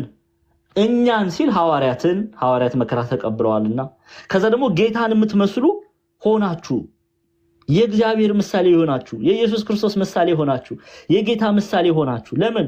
እርሱ አቤል የጌታ ምሳሌ እንደሆነ፣ አቤል የእግዚአብሔር ምሳሌ እንደሆነ እናንተም የእግዚአብሔር ምሳሌ ሆናችሁ። ለምን? በምን መሰላችሁት? በግብር መሰላችሁት። እርሱ በኃጢአተኞች እጅ ተላልፎ ተሰጥቷል። እርሱ ተገርፏል። የሾህ አክሊል ተደፍቶበታል። ተሰድቧል፣ ተተፍቶበታል። እርቃኑን በአደባባይ ላይ ተሰቅሏል። ይሄን ሁሉ ዋጋ ተቀብሏል። እናንተም በእርሱ በማመናችሁ በኢየሱስ ክርስቶስ በማመናችሁ ዋጋ ተቀበላችሁ። ተሰደባችሁ፣ ተገረፋችሁ። ሐዋርያት ሥራ ምዕራፍ 17 ይነበብ። እነ ኢያሱ አደባባይ ላይ ለፍርድ ቀረቡ። ንብረት ተዘረፈ። በክርስቶስ ኢየሱስ በማመናችሁ ይሄንን ዋጋ በመቀበላችሁ ማንን መስላችኋል? ኢየሱስ ክርስቶስን መስላችኋል። ሐዋርያቱን መስላችኋል ይላል ቅዱስ ጳውሎስ። አሁንም ቅዱስ ዮሐንስ ምንድነው እያለ ያለው? ወንድሞቹን ምን እያለ ይነግራል? ይኸው እኛ ወንድሞችን የምንወድ ነው። ቁጥር 13 ፍጻሜ ላይ ወንድሞች ሆይ ዓለም ቢጠላችሁ አትደነቁ። ለምንድነው አትደነቁ ያላቸው? አስቀድሞ ጌታን ጠልቷልና ዓለም፣ አስቀድሞ ሐዋርያትን ጠልቷልና ዓለም፣ አስቀድሞ ነቢያትን ጠልቷልና ዓለም፣ አስቀድሞ ቅዱሳን አባቶቻችንን ጠልቷልና ዓለም። ስለዚህ አትደነቁ፣ የሚያስደንቅ ነገር አይደለም። ለዛ ነው በአንድምታ ትርጓሜ አባቶቻችን ወንድሞቻችን ዓለሙ ቢጠላችሁ ዓለሙ እንደ ቃኤል እናንተ እንደ አቤል መሆናችሁ ነውና አታድንቁ። ለምንድነው እንዲህ ብለው አሉ ቢሉ አቤልን ጠልቷል፣ ስለዚህ አትደነቁ። ዓለም እንደ ቃኤል ናት፣ የእግዚአብሔር የሆኑትን ታሳዳለች። ስለዚህ አትደነቁ፣ አዲስ ነገር አይደለም። እንዲያውም በዚህ ነገር ደስ ይበላችሁ። እኔና እናንተ ክርስቲያኖች ልንደሰት ነው የሚገባው። ሐዋርያው ቅዱስ ጳውሎስ ተመልከቱ በምን አይነት መልኩ ለተሰሎንቄ ምዕመናን እንደሚጽፍላቸው። በምን ተቀበላችሁ አላቸው? መከራ ሲደርስባችሁ፣ ሰይፍ ሲመዘዝባችሁ፣ ስትሰደቡ እናንተ ግን ምን አደረጋችሁ ይላችኋል? ከመንፈስ ቅዱስ ደስታ ጋር ተቀበላችሁ። ምን ማለት ነው? በትርጓሜ የእግዚአብሔር ልጆች ነን፣ የእግዚአብሔር ጸጋ ይበልጣል ብላችሁ በእግዚአብሔር ጸጋ ደስ አላችሁ እያላቸው ነው። በደና መግረፊያ አጥንት እስኪታይ ድረስ ስጋቸው እስኪነሳ ድረስ ሲገረፉ፣ ሲሰደቡ፣ ሲገደሉ፣ ሬሳቸውን ሲያቃጥሉ፣ እንደ ሐዋርያው ናትናኤል እንደ በግ ሲገፈፉ ሐዋርያት ምንድነው የሚያደርጉት? ከመንፈስ ቅዱስ ደስታ ጋር ደስ ይላቸዋል። ምን ማለት ነው? የእግዚአብሔር ጸጋ ይበልጣል፣ ጸጋ እግዚአብሔር ይበልጣል፣ የእግዚአብሔር ልጅ መሆኔ በዚህ ይገለጣል እያሉ ምን ያደርጉ? ደስ ብሏቸው እግዚአብሔርን እያመሰገኑ ገርፈው ገራፊዎቻቸው ሲደክሟቸው ደክመው ሲተው እነሱ እግዚአብሔርን እያመሰገኑ ይሄዳሉ። ይሄ ነው ክርስትና። ለዛ ነው ቅዱስ ጳውሎስ ከመንፈስ ቅዱስ ደስታ ጋር ተቀበላችሁ፣ ጸጋ እግዚአብሔር ይበልጣል ብላችሁ ተቀበላችሁ፣ የእግዚአብሔር ልጅ መሆኔ ይበልጣል ብላችሁ ተቀበላችሁ፣ በዚህም እኛንና ጌታን የምትመስሉ ሆናችሁ ይላል። ስለዚህ እኛ ልንደነቅ አይገባም። ክርስቲያኖች ልንደነቅ አይገባም። ዓለም ቢጠላን ልንደነቅ አይገባም። ዓለም ቢጠላን፣ ቢያሳድደን፣ ቢሰድበን ልንደነቅ ልንገረም አይገባም። ለምን? አባቶቻችንን እንዲህ አድርገዋልና። ይልቁንስ ምን ልንል ነው የሚገባው? በመከራ ማንን መሰልኩ? ጌታን መሰልኩ። በመከራ ማንን መሰልኩ? ሐዋርያትን መሰልኩ። ጸጋ እግዚአብሔር ይበልጣል ብለን ደስ ብሎን ልንወጣ ነው የሚገባው። ለዛ ነው ቅዱስ ዮሐንስ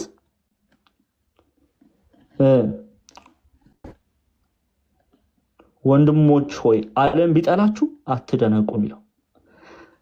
ኦኬ፣ ግልጽ ነው አይደለ? አትደነቁ ያለበት ሐሳብ ግልጽ ነው። ግልጽ ነው። ልቀጥል ፍቀዱልኝ። አንዳንድ ጊዜ እንደው እሺ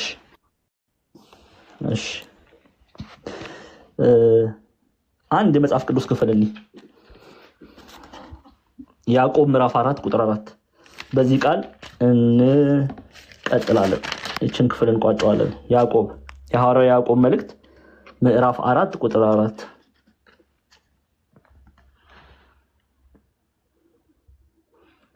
ያዕቆብ ምዕራፍ 4 ቁጥር 4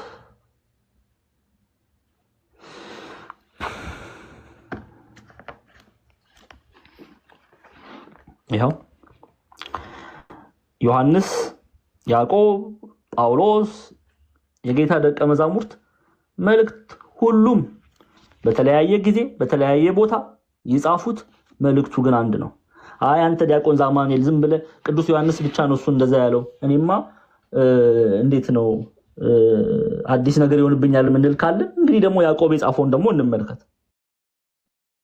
የሐዋርያት ትምህርት ነው። ኦኬ፣ ስለዚህ ከቁጥር 2 ጀምሬ ላንብብላችሁ። ተመልከቱ። ወንድሞች ሆይ አለ።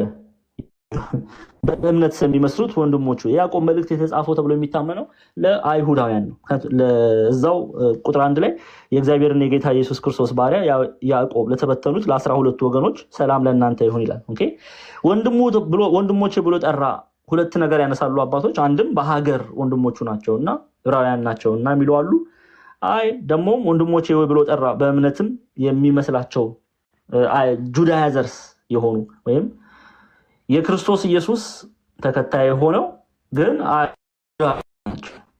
ኦኬ ያለፈ ህይወታቸው ይሁዲነት ነው። አሁን ግን በጌታችን በመድኃኒታችን በኢየሱስ ክርስቶስ ስላመኑ ወንድም ብቻ ተብሎ የሚጠራው በብዙ አውድ ይፈታል። ወንድም ስል ሁሉ ጊዜ ማነቃቃችሁ ከስጋና ከደም ከአንድ እናትና ከአንድ አባት የተወለዱትን ብቻ መጽሐፍ ቅዱስ ወንድም ብሎ አይጠራም። ኦኬ ያን እንድታውቁ ብዬ ነው። ኤኒዌይስ እንመልከተውሽ።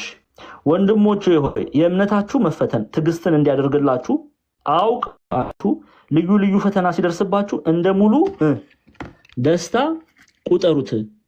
እንደ ሙሉ ምን ቁጠሩት አለ? ደስታ ቁጠሩት። ምን ሲደርስባችሁ? ወንድሞቼ ሆይ የእምነት መፈተን ትዕግስትን እንዲያደርግላችሁ አውቃችሁ ልዩ ልዩ ፈተና ሲደርስባችሁ እንደ ሙሉ ደስታ ቁጠሩት። ኦኬ እንደ ሙሉ ደስታ ቁጠሩት ብሎ ያስተምራሉ። እንግዲህ ቅዱስ ዮሐንስን እያለ ያለው ይሄንን እውነት ነው። እሺ እንቀጥል። ቁጥር 14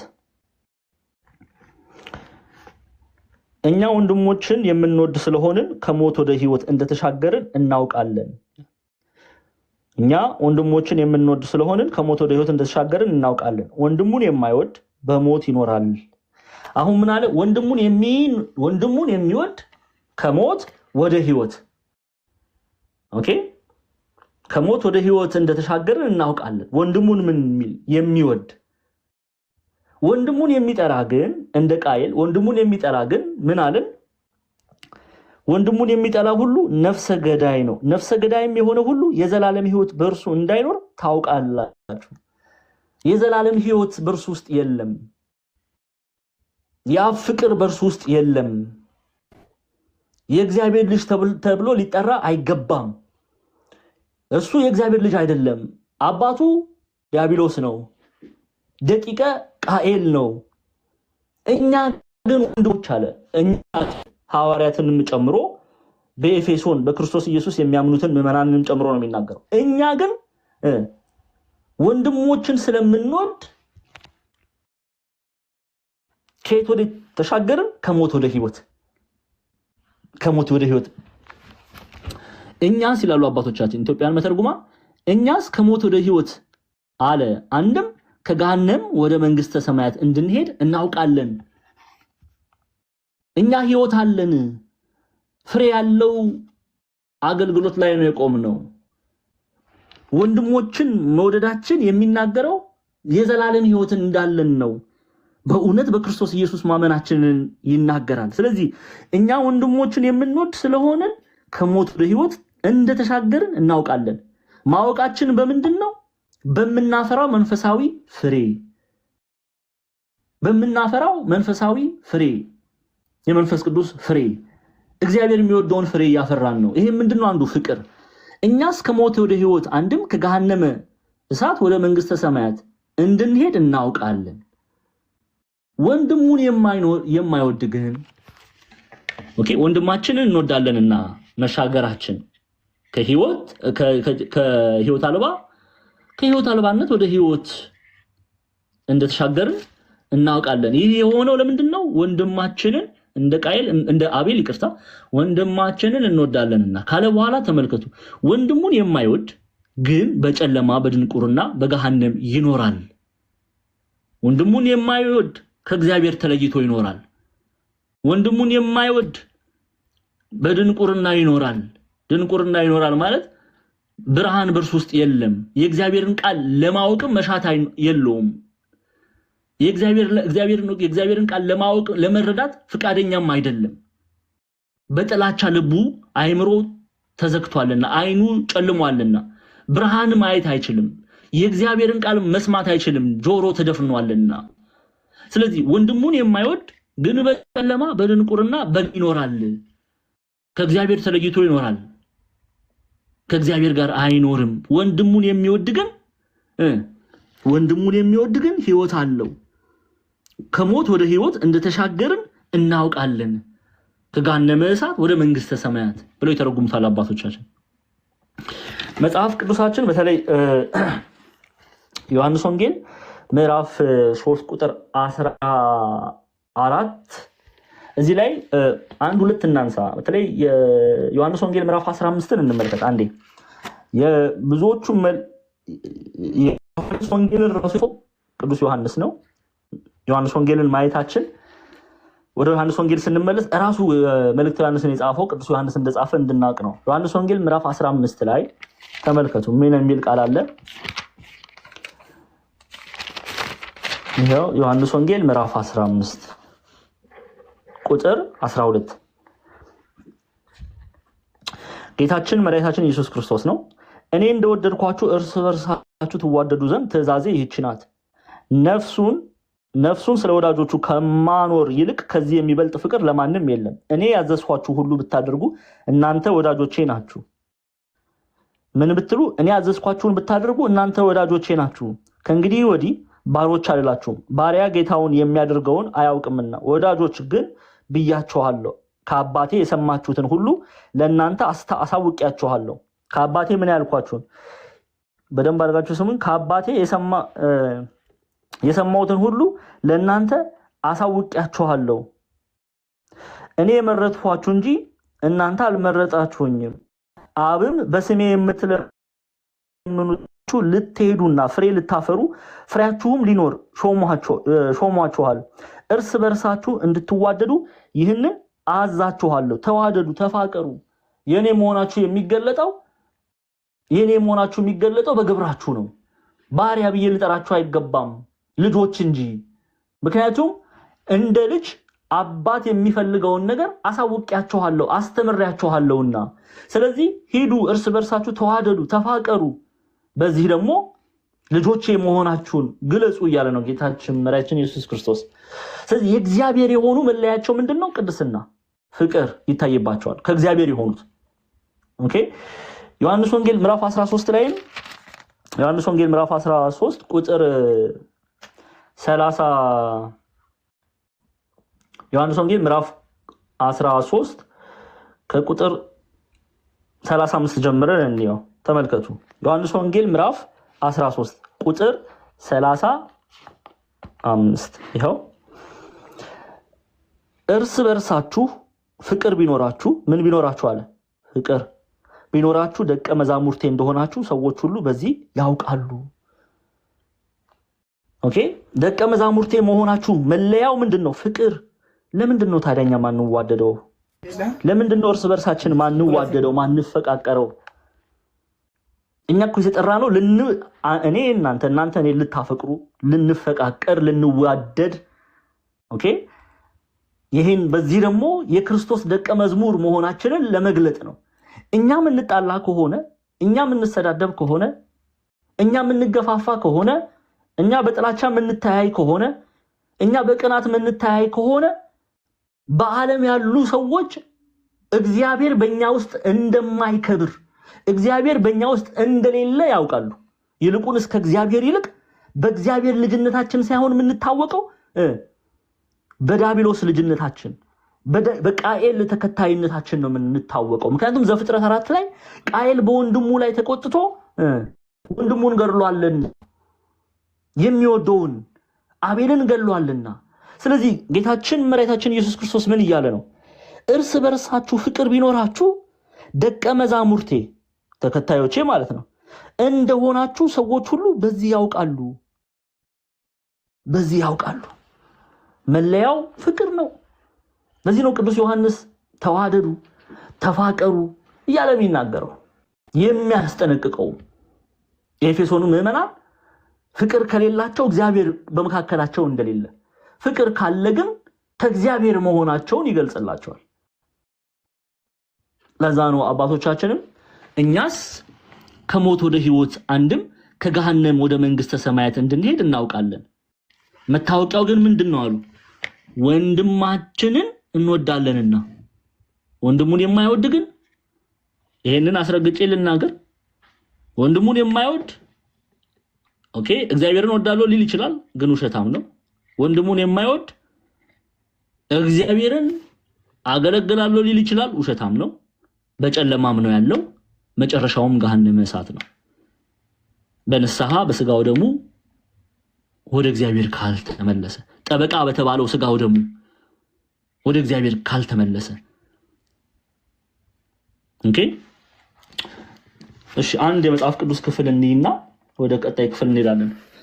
ዮሐንስ ወንጌል ብዙ አንርቅም፣ እዚሁ ምዕራፍ 14 ቁጥር 15 ይሄው ምን ተብሎ ነው የተጻፈው? ጌታችን መድኃኒታችን ኢየሱስ ክርስቶስ ምንድነው ያለን? የእርሱን መውደዳችን መገለጫ ምንድነው? ይሄው ብትወዱኝ አለ፣ ምንን ጠብቁ አለ? ትእዛዜን ጠብቁ። ብትወዱኝ መገለጫችን ምንድነው? ብንወደው ምን ማድረግ አለብን? ትእዛዙን መጠበቅ አለብን። ትእዛዙ ምንድነው? እርስ በርሳችሁ ተዋደዱ። ፍቅር የሌለው እግዚአብሔርን አያውቅም።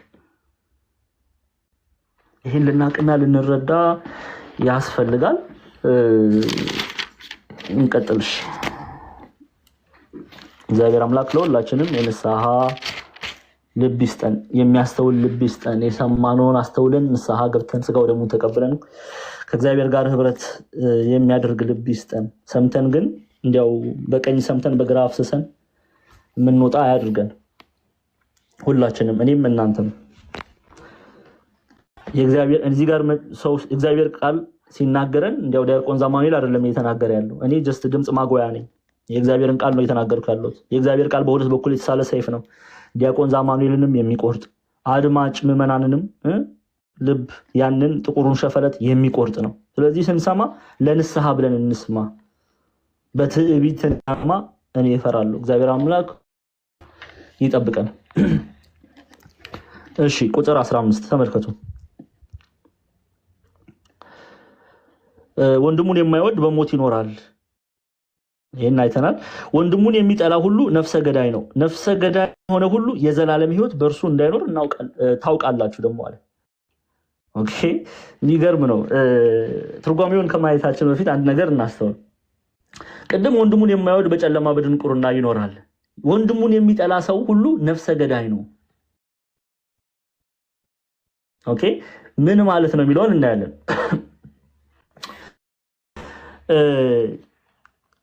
የአንደኛ ዮሐንስ መልእክት ምዕራፍ 3 ቁጥር 15 ይሄንን ከራእይ ምዕራፍ 21 ላይ እንግዲህ ራእይን አይደል የምትማሩት? ቀጣይ ራእይ ምዕራፍ 21ን እናንብበው። ስሙ፣ ቀጣይ ዮሐንስ ራእይን ነው የምንማረው፣ በዛው ትረዳላችሁ። ራእይ ምዕራፍ 21 ቁጥር 8 ላይ ምን ይላል? ምዕራፍ 21 ቁጥር 8 ከቁጥር 5 ጀምሮ ላንብበው። በዙፋኑ የተቀመጠው እነሆ ሁሉን አዲስ አደርጋለሁ አለ። ለእኔም እነዚህ ቃሎች የታመኑና እውነተኛዎች ናቸውና ጻፍ አለኝ። አለኝም ተፈጽሟል። አልፋና ኦሜጋ መጀመሪያውና መጨረሻው እኔ ነኝ። ኢየሱስ ክርስቶስ ነው የሚናገረው። ለስም አጠራሩ ክብር ምስጋና ይግባው። ለተጠማ ከሕይወት ውሃ ምንጭ እንዲያው እኔ እሰጣለሁ። ድል የሚነሳ ይህን ይወርሳል። ምን የሚል ድል የሚነሳ? ምን ነው ድል የሚነሳው? ዓለምን ድል የሚነሳ የሥጋ መሻትን ገላትያ ምዕራፍ 5 ቁጥር 24 ላይ ቅዱስ ጳውሎስ የክርስቶስ ኢየሱስ የሆኑት ኃጢአትን ከክፉ መሻቱና ከምኞቱ ጋር ሰቀሉ እንዲል ዓለምን ድል የነሳ ይህንን ይወርሳል እያለ ነው። ኦኬ፣ እስቲ እንመልከት። ኦኬ፣ ለተጠማ ከሕይወት ውሃ ምንጭ እንዲያው እኔ እሰጣለሁ። ድል የሚነሳ ይህን ይወርሳል። አምላክም እሆነዋለሁ፣ እርሱም ልጅ ይሆነኛል። ዳሩ ግን የሚፈሩና የማያምኑ የርኩሳንም የነፍስ ገዳዮችም የሴሰኛዎችም የአስማተኞችም ጣዖትን የሚያመልኩ የሐሰተኛዎችም ሁሉ እድላቸው በዲንና በእሳት በሚቃጠል ባህር ነው፣ ይኸውም ሁለተኛ ሞት ነው ይላል። ተመለከታችሁ? ደግመን እናንብበው አይደል? ያስፈራል። ነፍሰ ገዳዮች መጨረሻቸው በዲን እሳት መቃጠል ነው፣ ከእግዚአብሔር ክብር መራቅ ነው፣ ከእግዚአብሔር ጸጋ መራቅ ነው፣ በኃጢአት ጎዳና መመላለስ፣ በጨለማ መኖር ነው። ወንድሙን የሚጠላ መጨረሻው ምንድን ነው? በዲን በእሳት መቃጠል ነው እያለን ነው። ደግመን ተመልከቱ። ዳሩ ግን የሚፈሩና የማያምኑ የርኩሳንም የነፍስ ገዳዮችም የሴሰኛዎችም የአስማተኞችም ጣዖትንም የሚያመልኩ የሐሰተኞችም ሁሉ እድላቸው በዲንና በእሳት በሚቃጠል ባህር ነው፣ ይኸውም ሁለተኛ ሞት ነው ይለናል። ይሄ ሁለተኛ ሞት ነው። ዮሐንስ መልእክት ላይ ምን አለ? ቁጥር 15 ላይ ወንድሙን የሚጠላ ሁሉ ነፍሰ ገዳይ ነው፣ ነፍሰ ገዳይም የሆነ ሁሉ የዘላለም ሕይወት በእርሱ እንዳይኖር ታውቃላችሁ። የዘላለም ሕይወት የለውም። ከሞት ወደ ሕይወት አልተሻገረም። ከሞት ወደ ሕይወት አልተሻገረም። ኦኬ፣ መንግስተ ሰማያት ከገሃነም ወደ መንግስተ ሰማያት ይሄድ ዘንድ አይገባውም። ኦኬ፣ ከጨለማ ወደ ብርሃን አልወጣም። ስለዚህ ነፍሰ ገዳይ የሆነ የዘላለም ሕይወት በእርሱ የለም። ሐዋርያው ቅዱስ ጳውሎስ ገላትያ 5 ላይ ምን አለ? የክርስቶስ ኢየሱስ የሆኑት ኃጢአትን ከክፉ መሻቱና ከምኞቱ ጋር የሰቀሉ ናቸው ከማለቱ በፊት ምን አለ? ይኸው ገላትያ ምዕራፍ 5 ከቁጥር 18 ጀምረን እናንብበው። በመንፈስ ብትመሩ ግን ከሕግ በታች አይደላችሁም። የሥጋ ሥራም የተገለጠ ነው፣ እርሱም ዝሙት፣ ርኩሰት፣ መዳራት፣ ጣዖት ማምለክ፣ ሟርት፣ ጥል፣ ክርክር፣ ቁጣ፣ አድመኝነት፣ መለያየት፣ መናፍቅነት፣ ምቀኝነት፣ ከዛስ መግደል፣ ስካር፣ ዘፋኝነት ይህን የሚመስል ነው። አስቀድሜ እንዳልኩ እንደዚህ ያሉትን የሚያደርጉ የእግዚአብሔርን መንግስት አይወርሱም። እችን የመጽሐፍ ቅዱስ ክፍል ብዙ ጊዜ ይነገራል።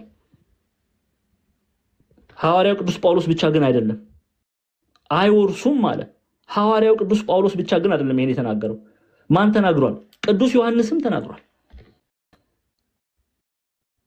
ከ12ቱ ሐዋርያት ጌታችን መድኃኒታችን ኢየሱስ ክርስቶስ ሲያስተምር ሲያይ በዓይኖቹ ያየው በጆሮቹ የሰማው አምላካችንን በእጁ የዳሰሰው አብሮት የመላለሰ እስከ መቃብር ሞት ድረስ ታምኖ የቆየ እጅጉን የምንወዳት እናታችን ቅድስት ድንግል ማርያም እነሆ እናት ተብሎ የተሰጠው ቅዱስ ዮሐንስ ምን አለ?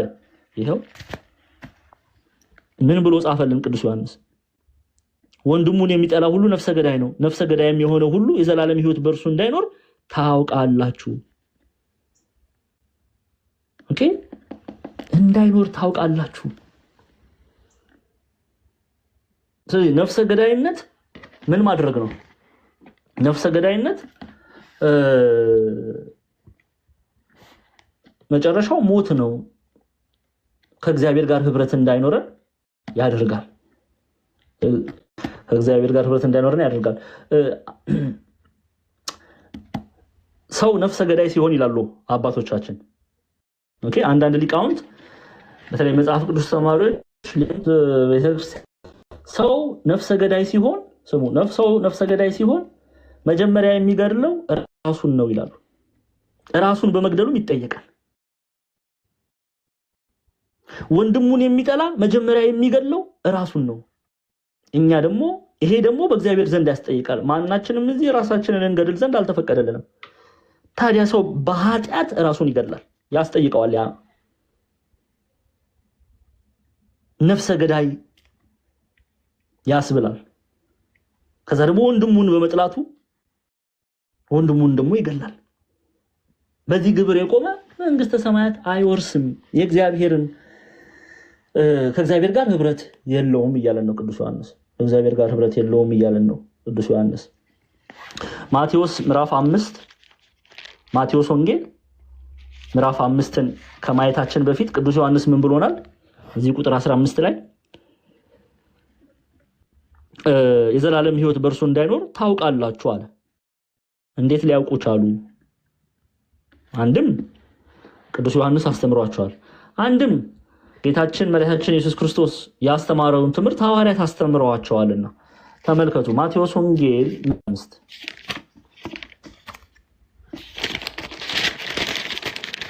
የማቴዎስ ወንጌል ምዕራፍ 5 ቁጥር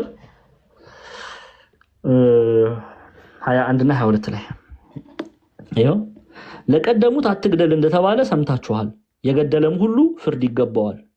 እኔ ግን እላችኋለሁ በወንድሙ ላይ የሚቆጣ ሁሉ ፍርድ ይገባዋል። ወንድሙን ጨርቃም የሚል ሁሉ የሸንጎ ፍርድ ይገባዋል። ደንቆሮ የሚለው ሁሉ የገሃነም እሳት ፍርድ ይገባዋል። ስለዚህ ወንድምን መግደል ብቻ አይደለም። ይሄ መግደል የሚለውን ሐሳብ ጦር አንስቶ መግደል በሚለው ሐሳብ ብቻ እንዳታስቡት። ወንድሙን በጥላቻ መመልከትም ወንድሙን መሳደብም ወንድሙን መሳደብ ራሱ የገሃነም ፍርድ ይገባዋል እያለ ይናገራል። የገሃነም ፍርድ ይገባዋል። ስለዚህ ይሄንን አስቀድማችሁ ሰምታችኋል ይላችኋል ቅዱስ ዮሐንስ። አስቀድመው ሰምተዋልና ለምን?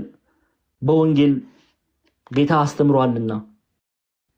ያን ትምህርት ደግሞ ሐዋርያት ኤፌሶንን በጎበኙ ሰዓት ሰብከዋል፣ አስተምረዋል፣ መክረዋል፣ ገስጸዋል። ስለዚህ ይሄ ትምህርት በኤፌሶናውያን ዘንድ ነበረ።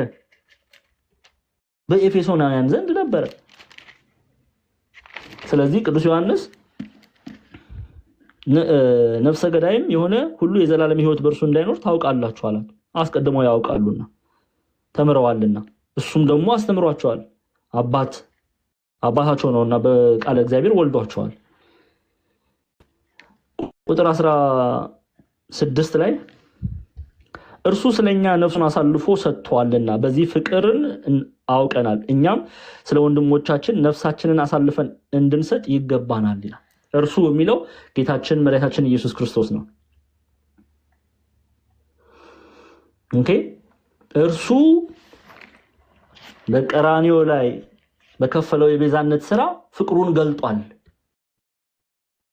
ፍቅሩን በግብር ገልጧል።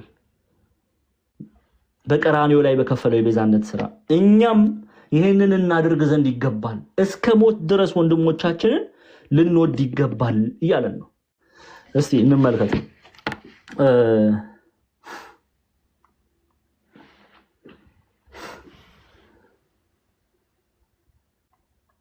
ያው እንደው እኛም ለወንድሞቻችን ልንሞት ይገባል ስል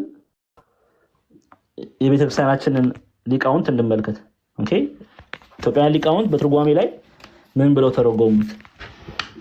ይሄው እሱ የሚሉት ኢየሱስ ክርስቶስን ነው። እሱ ስለኔና ስለናንተ ቤዛ ሆኖ ሰውነቱን ለሕማም ለሞት አሳልፎ ሰጥቷልና። ማን ነው ይሄንን ያደረገው? አምላካችን መድኃኒታችን ኢየሱስ ክርስቶስ። እርሱ ስለኔና ስለናንተ ቤዛ ሆኖ ሰውነቱን ለሕማም ለሞት አሳልፎ ሰጥቷልና። እሺ ከዛስ በኋላ እኛም ይላሉ አባቶቻችን እኛም ሰውነታችንን ስለ ወንድሞቻችን ቤዛ ለመከራው አሳልፈን ልንሰጥ ይገባናል አለ። ተላልፈን ልንሞት ይገባናል። ኦኬ ወንድሞቻችሁን እወዳችኋለሁ ማለት ብቻ አይደለም። መምህር ክርስቶፎሮስ እኔ ወዶታለሁ ማለት ብቻ አይደለም ከኔ የሚጠበቀው። ዲያቆን ስለሽ እኔ ወዳለሁ ማለት ብቻ አይደለም፣ በቃል ብቻ አይደለም፣ በግብር ልናሳይ ይገባል። እንደ ክርስቶስ እርሱ ራሱን ቤዛ አድርጎ ለኔና ለናንተ እንደሰጠ መከራም እንደተቀበለ እስከ ሞት ድረስ እንደታመነ እኛም ለወንድሞቻችን ማድረግ የሚጠበቅብን ከሆነ ኦኬ ራሳችንን አሳልፈን እስከ መስጠት ድረስ ልንታመን ይገባል፣ ልንወዳቸው ይገባል እያለ ነው። ለዛ ነው አባቶቻችን እኛም ሰውነታችንን ስለ ወንድሞቻችን ቤዛ ለመከራው አሳልፈን ልንሰጥ ይገባናል አለ። ተላልፈን ልንሞት ይገባናል፣ እስከ ሞት ድረስ ልንወዳችሁ ይገባል እያለ ነው ቅዱስ ዮሐንስ። እርሱ እውነተኛ የእግዚአብሔር ደቀ መዝሙር ነው ቅዱስ ዮሐንስ። ስለዚህ ሞት እንኳን ከተገባ ለወንድሞቼ አሳልፌ ራሴን እሰጣቸዋለሁ እያለ ነው።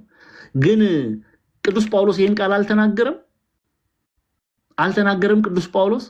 የተሰሎንቄ ተማሪዎች እስቲ እንመልከት ምንድነው የሚለው። ይሄ የቅዱስ ዮሐንስ ቃል በቅዱስ ጳውሎስ ላይ ቅዱስ ጳውሎስ ሲፈጽመው ደግሞ እናየዋለን። ይሄው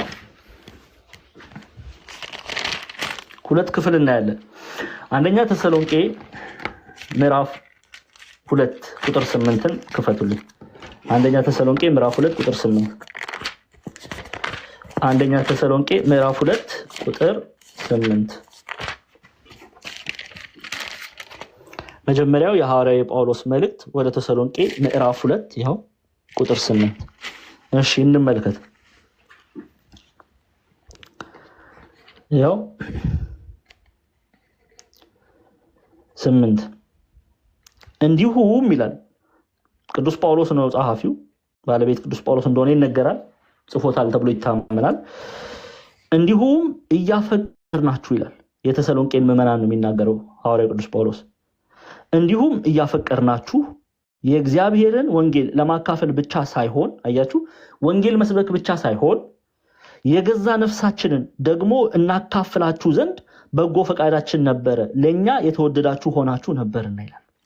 ሐዋርያት ተዋደዱ ሲሉ በቃል አይደለም፣ ወዳለው ብቻ ማለት አይደለም። አቤት እኔ ዲያቆን ስለሺ፣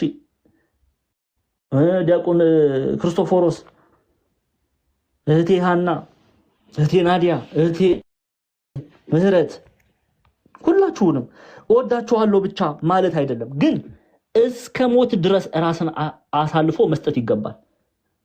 ሐዋርያው ቅዱስ ጳውሎስ ይሄንን ነው የሚናገረው። እኛ የተሰሎንቄ ምዕመናኖች እንወዳችኋለን አለ፣ እናፈቅራችኋለን አለ።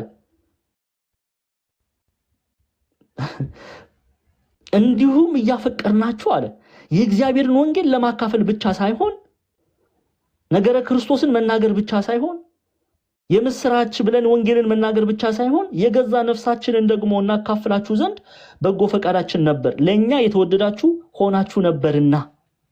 አያችሁ አይደለ? ለዚህ ነው አባቶቻችን በትርጓሜ ምንድነው ያሉት? እኛም ሰውነታችንን ስለ ወንድሞቻችን ቤዛ ለመከራ አሳልፈን ልንሰጥ ይገባናል አለ። ተላልፈን ልንሞት ይገባናል። ይሄ ነው እውነተኛ ፍቅር። በቃል ብቻ ሳይሆን በተግባር የተደገፈው ነው እውነተኛ ፍቅር አይደለ? ዛሬ እኮ እወድሃለሁ እወድሻለሁ ይባባሉና ከዛ ትንሽ ነገር ሲፈጠር ያው የለም። ግን እስከ ሞት ድረስ እውነተኛ ፍቅር እስከ ሞት ድረስ ልንጸና ያስገድደናል።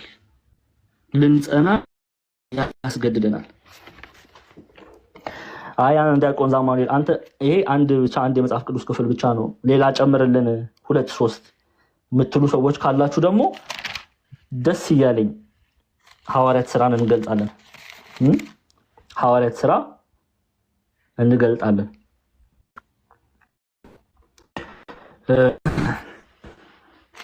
ሐዋርያት ሥራ ምዕራፍ 14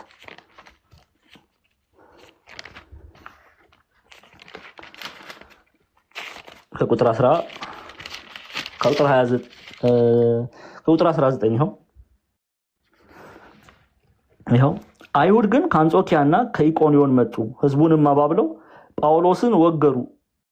የሞተም መስሏቸው ከከተማ ወደ ውጭ ጎተቱት። ደቀ መዛሙርቱ ግን ከበውት ሳሉ ተነስቶ ወደ ከተማ ገባ።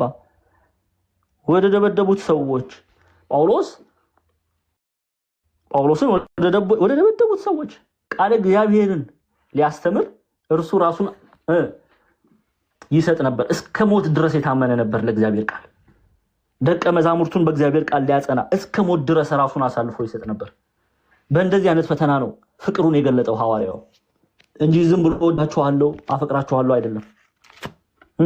ዋጋ መክፈል ባለብን ሰዓት ዋጋ ልንከፍል ያስፈልጋል። ለዛ ነው ቅዱስ ዮሐንስ ወልደ ዘብዴዎስ ምን አለ?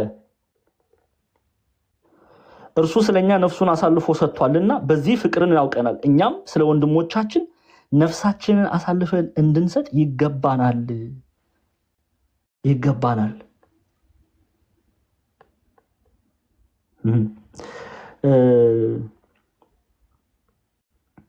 ዮሐንስ ወንጌል ምዕራፍ 15ን ቁጥር 12 እና 13 ላይ ያለውን አንድ የኃይለ ቃል እንይና እንቀጥላለን ወደ ቁጥር 16። ይኸው ዮሐንስ ወንጌል ምዕራፍ 15 ቁጥር 12 እና 13 ተመልከቱ። እኔ እንደወደድኳችሁ ይላል ጌታ፣ እኔ እንደወደድኳችሁ እርስ በርሳችሁ ትዋደዱ ዘንድ ትእዛዜ ይህች ናት። እኔ ምን እንዳልኳችሁ እንደወደድኳችሁ። እርሱ እንዴት ነው የወደደን? የሾህ አክሊል ተደፍቶበት አጥንቱ እስኪታይ የጀርባው ላይ ያለው ስጋ አልቆ አጥንቱ እስኪታይ ተገርፎ የሾህ አክሊል አድርጎ በጦር ተወግቶ ተሰድቦ ተተፍትፎበት ለእናንተ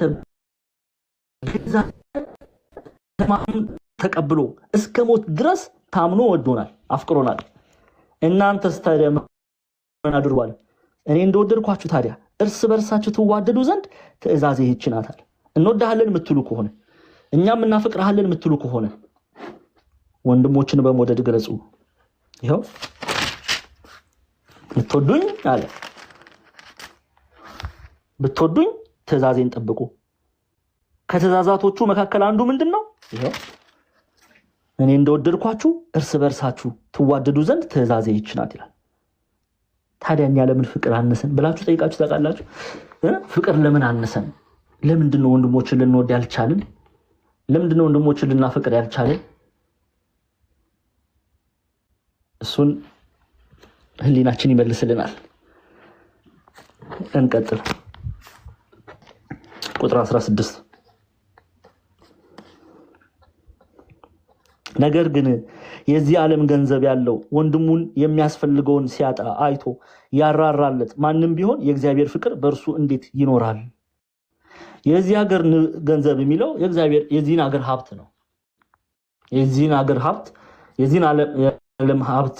ለምሳሌ አሁን እኛ ኢትዮጵያውያን ሰዎች የሚገበያዩበት ብር ተብሎ የሚጠራ መገበያያ አላቸው። ያንን እየተናገረ ያለ የዚህን ዓለም ሀብት። ነገር ግን ገንዘብ ሲል የሚያዩበትን ነው እየተናገረ ያለው። የዚህን ዓለም ገንዘብ፣ በዚህ ዓለም ገንዘብ ላይ የበለጸገ ሰው ያለው ሰው፣ የዚህ ዓለም ገንዘብ ያለው ሰው እያለ ነው። ገንዘብ ያለው ወንድሙ የሚያስፈልገውን ሲያጣ፣ ምግብ ሊሆን ይችላል፣ መጠጥ ሊሆን ይችላል፣ ልብስ ሊሆን ይችላል፣ መጠለያ ሊሆን ይችላል። ገንዘብ እያለው ወንድሙ ተቸግሮ እያየው ሲያጣ አይቶ ያራራለት ማንም ቢሆን የእግዚአብሔር ፍቅር በእርሱ እንዴት ይኖራል? እንዴት ያ ሰው ገንዘብ እያለው ገንዘቡን መስጠት የማይፈልግ ንፉግ የሆነ ሰው እንዴት ነው ይሄ ንፉግ ሰው የእግዚአብሔር ፍቅር አለው ብለን የምንመለከተው እያለ ነው ቅዱስ ዮሐንስ። ያዕቆብን በያዕቆብ መልእክቱ ይሄን ይናገራል። በነገራችን ላይ ኦኬ ያዕቆብንም እንዲህ ከዛ በፊት አንድምታውን እንመልከት። የዚህ ዓለም ቤት ንብረት ያለው ሰው፣ ቤት ንብረት ሀብት ነው አይደል? ቤት ያለው ሰው፣ ንብረት ያለው ሰው፣ ሀብት ያለው ሰው ለማለት ነው። ገንዘብም ብላችሁ ውሰዱት፣ ችግር የለም። የዚህ ዓለም ቤት ንብረት ያለው ሰው ወንድሙ ተቸግሮ አይቶ ምጽዋቱን የከለከለው ኦኬ፣ ንፉግ የሆነ መመጽወት ሲገባው ወንድሙ ተርቦ የሚበላው አቶ ተጥቶ የሚጠጣው አቶ የሚለብሰው እርቃኑን ሆኖ የሚለብሰው አቶ አይቶት እየቻለ መርዳት እየቻለ ወንድሙ ተቸግሮ አይቶ ምጽዋቱን የከለከለ የእግዚአብሔር ፍቅሩ እንደምን ያድርበታል? ኦኬ፣ እንዴት ይሄ ሰው እግዚአብሔርን ይወዳል ይባላል? የእግዚአብሔር ፍቅር በእርሱ የለም። የእግዚአብሔር ፍቅር ያለው ሰው አይደለም ሀብት ንብረቱን መስጠት፣ ኦኬ፣ አይደለም የተራበን ማብላት፣ አይደለም የተጠማን ማጠጣት፣ እራሱን አሳልፎ እንዲሰጥ ያደርጋል። ለወንድሙ እራሱን አሳልፎ እንዲሰጥ እስከ ሞት ድረስ በወንድሜ ፋንታ እኔ ልሙት ብሎ የሚያስገድድ ነው የእግዚአብሔር ፍቅር። ንፉግነት በእግዚአብሔር ፍቅር ውስጥ ዲፋይን አይደረግም። ንፉግ በእግዚአብሔር ፍቅር ውስጥ ሜዥር አይደረግም። እየቻለ የተቸገረን ሰው መርዳት እየቻለ እጅን መሰብሰብ ከእግዚአብሔር አይደለም። የአባት ፍቅር በእርሱ ውስጥ የለም እያለን ነው። ለዛ ነው አባቶቻችን የዚህ ዓለም ቤት ንብረት ያለው ሰው ወንድሙ ተቸግሮ አይቶ ምጽዋት የከለከለው የእግዚአብሔር ፍቅሩ እንደምን ያድርበታል? የእግዚአብሔር ፍቅር በእርሱ ውስጥ የለም። በደንብ እናብራራው ደግሞ። ኦኬ፣ ተመልከቱ።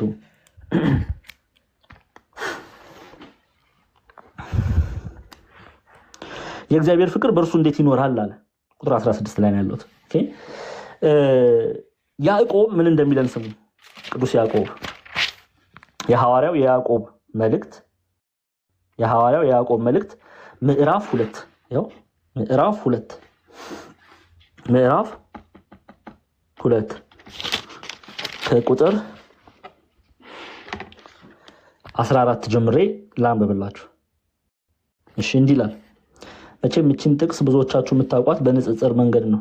እስቲ ግን ተውት፣ ትምህርታዊ እናርጋትና እስቲ ስሙ። ወንድሞች ሆይ እምነት አለኝ የሚል ስራ ግን የሌለው ሰው ቢኖር ምን ይጠቅመዋል አለ። እምነት አለኝ ቢል በእግዚአብሔር አምናለሁ ቢል ስራ ግን ባይኖረው ምንድነው ጥቅሙ እያለን ነው። እንደ ቅዱስ ዮሐንስ ምን ይጠቅመዋል እያለን ነው።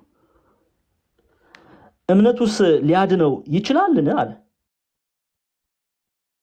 ወንድም ወይም እህት ራቁታቸውን ቢሆኑ የዕለት ምግብንም ቢያጡ ከናንተ አንዱም በደሂዱ እሳት ሙቁ የሌለው እምነት ቢኖር በራሱ የሞተ ነው ይላል። ምንድነው ጥቅሙ? መርዳት ሲችሉ የዚህ ዓለም ቤት ንብረት ያለው ሰው መርዳት ሲችል፣ መስጠት ሲችል፣ መመጽወት ሲችል ንፉግ ቢሆን ቅዱስ ያዕቆብ የተጠቀመበትን ቃል ተመልከቱ። ምንድን ነው ያለው? በደንብ አድርጋችሁ ተመልከቱ። እዚህ ጋር አስተውሉና ተመልከቱ። ምን አለ? ወንድም ወይም እህት ነው የሚለው። ስሙ፣ ወንድሙ እህቱ። ተዉት፣ ሌላውን ተዉት። በአሕዛብ ያለውን በእምነት የሚመስሉት ወንድምና እህት፣ የአንድ ሀገር ወዳጆቹን ወንድምና እህት፣ የራሱ ቤተሰቦች የሥጋ ወንድምና እህት ቀረቤታቸውን ነው የሚናገረው። አርቆ እኮ ሁሉ አይደለም፣ አቅርቦ ነው የሚናገረው። ወንድምና እህቱን ራቁታቸው ቢሆኑ የዕለት ምግብ ቢያጡ ከናንተ አንዱም በደህና ሂዱ እሳት ሙቁ ጥገቡም ቢላቸው ለሰውነት ግን የሚያስፈልጉትን ባትሰጧቸው ምን ይጠቅማቸዋል? እንደዚህም ስራ የሌለው እምነት ቢኖር በራሱ የሞተ ነው ይላል። ለዛ ነው ንፉግ የሆነ ሰው የእግዚአብሔር ፍቅር በእሱ ውስጥ የለም። ሐዋርያት ስለ ምጽዋት ሲሰብኩ ምጽዋትን አድርገው ነው የሚሰብኩት፣ ፈጽመው ነው የሚሰብኩት። ለአብነት ያህል መጽሐፍ ቅዱሳዊ ክፍል እንመልከት። ሐዋርያት ሥራ ምዕራፍ 20 ቁጥር 35 ላይ ተመልከቱ። ሐዋርያት ሥራ ምዕራፍ 20 ቁጥር 35 ላይ ቅዱስ ጳውሎስ ምንድነው ያደርግ የነበረው? ይሄው ሐዋርያት ሥራ ምዕራፍ 20 ቁጥር 35 ምን ተብሎ ነው የተጻፈው?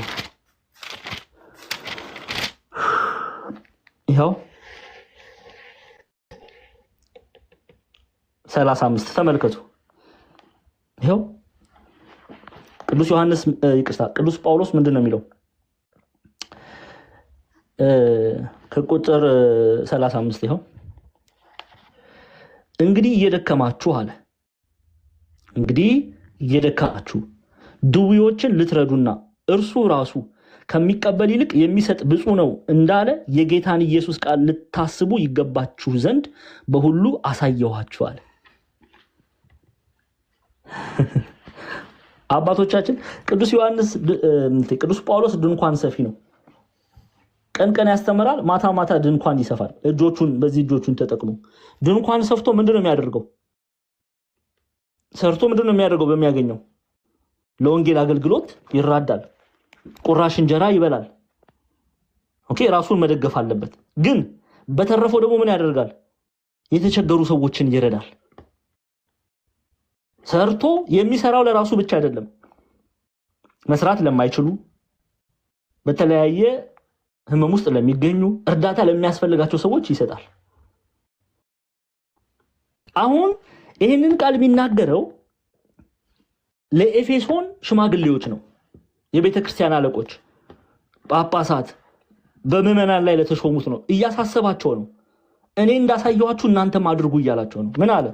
ይኸው እንዲሁ እየደከማችሁ ድውዮችን ልትረዱና እርሱ ራሱ ጌታ ኢየሱስ ክርስቶስ ከሚቀበል ይልቅ የሚሰጥ ብፁዕ ነው እንዳለ የጌታ የኢየሱስ ቃል ልታስቡ ይገባችሁ ዘንድ በሁሉ አሳየኋችሁ ይላል።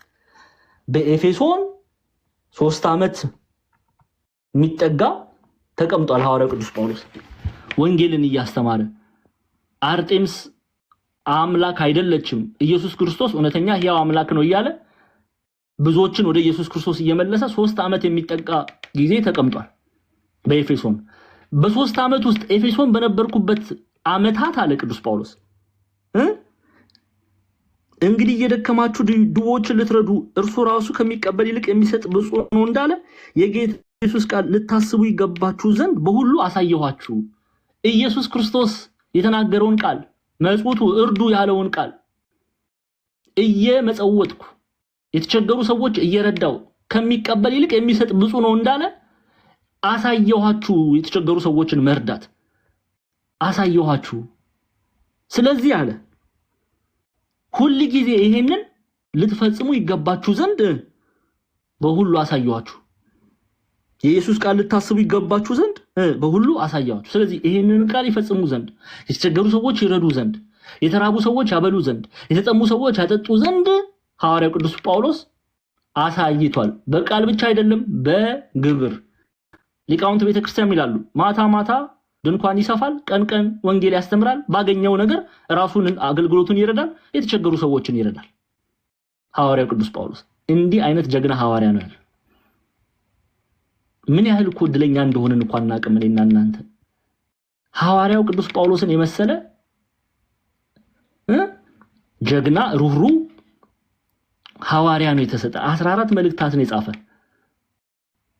ምን ያደርጋል ዘመኑ የከፋ ዘመን ሆኖ ቁጭ ብሎ የሐዋርያው ቅዱስ ጳውሎስን መልእክት ከማንበብ የአሮጊቶች ተረት ተረት እያደመጥን ዘመናችንን እያለቀ ወደ መቃብር ምንወርድ ብዙዎች ነን።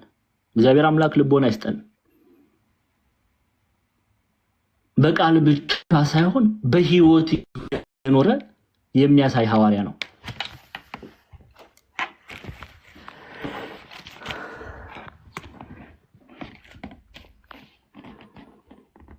እሺ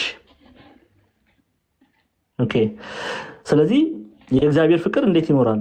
እውነት ነው። ሀብት ንብረት እያለው የተቸገሩ ሰዎችን መርዳት የማይችል ሰው፣ የማይፈልግ ሰው፣ ንፉግ የሆነ ሰው የእግዚአብሔር የአባቱ ፍቅር፣ የእግዚአብሔር አብ ፍቅር፣ የእግዚአብሔር ወልድ ፍቅር፣ የእግዚአብሔር መንፈስ ቅዱስ ፍቅር በእርሱ ውስጥ የለም የለም የለም የለም። እሺ 18 እንዲህ ልጆቼ ሆይ በስራና በእውነት እንጂ በቃልና በአንደበት አንዋደድ አለ። አሁን ምን አለ? በስራና በእውነት እንጂ በቃልና በአንደበት አንዋደድ ይላቸዋል። ምን እያላቸው ነው? እናንተ ኤፌሶናውያን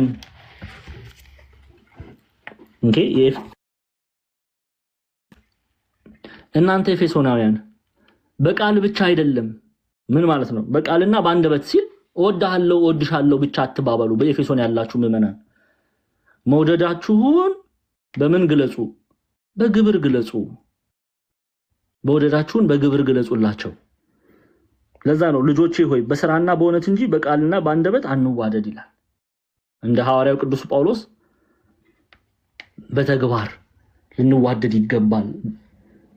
ቅድም ያዕቆብ እንደነገረን ወንድምና እህት ተጠምተው ተርበው ራቁታቸውን ብታገኙ እርዱ፣ በሰላም ሂዱ ብላችሁ አታሰናብቷቸው። መርዳት እየቻላችሁ እግዚአብሔር አምላክ የሚወደውን ነገር ከማድረግ እጆቻችሁን አትከልክሉ።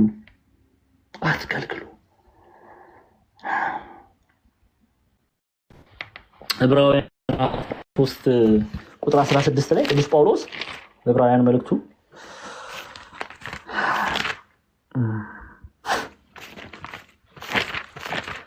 ዕብራውያን ምዕራፍ 13 ቁጥር 16 ፈቱልኝ። ዕብራውያን 13 16 አንድ ሰው ፖስት አድርጎልኝ ከተቻለ። እሺ ዕብራውያን 13 16 እንዲህ የሚል ቃል እናገኛለን።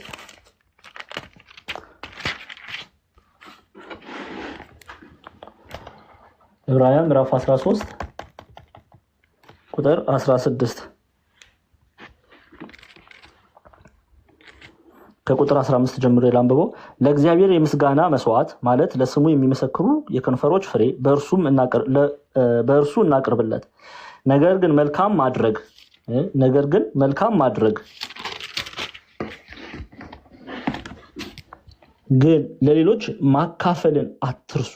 እንዲህ ያለው መስዋዕት እግዚአብሔርን ደስ ያሰኘዋልና ይላል። እግዚአብሔርን ምን ይለዋል? ደስ ያሰኘዋል። እግዚአብሔርን ደስ የሚያሰኘው መስዋዕት ምንድን ነው? የተራቡ ሰዎችን ማብላት፣ የተጠሙ ሰዎችን ማጠጣት፣ ማካፈል፣ ሀብት ንብረታችንን ለበጎ ማዋል እግዚአብሔር ደስ የሚያሰኘው መስዋዕት ነው። ነገር ግን መልካም ማድረግ ግን ለሌሎች ማካፈል አትርሱ። እንዲህ ያለው መስዋዕት እግዚአብሔር ደስ ያሰኘዋልና ይላል። ስለዚህ ቅዱስ ዮሐንስ ይላል ልጆቼ ሆይ ሲል በቃለ እግዚአብሔር የወለዳቸውን በኤፌሶን የሚኖሩ ምዕመናንን ነው። ልጆቼ ሆይ በስራና በእውነት እንጂ በቃል በአንደበት አንዋደድ ይላል።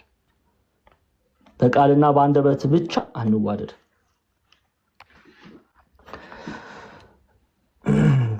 እሺ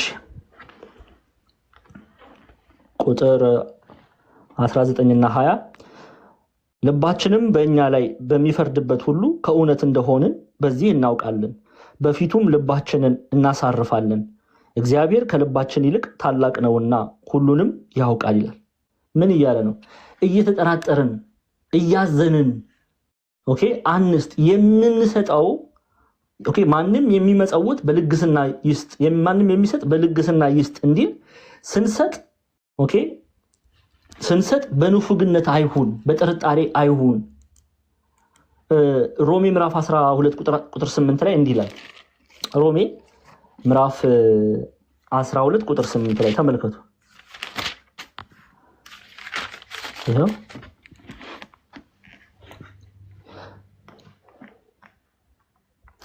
እንደተሰጠንም ጸጋ ልዩ ልዩ ስልጣን አለ። የትንቢት ቢሆን እንደ እምነታችን መጠን ትንቢት እንናገር፣ አገልግሎትም ቢሆን በአገልግሎት እንትጋ፣ የሚያስተምርም ቢሆን በማስተማሩ ይትጋ ካለ በኋላ የሚመክርም ቢሆን በመምከሩ ይትጋ፣ የሚሰጥም አለ። ተመልከቱ።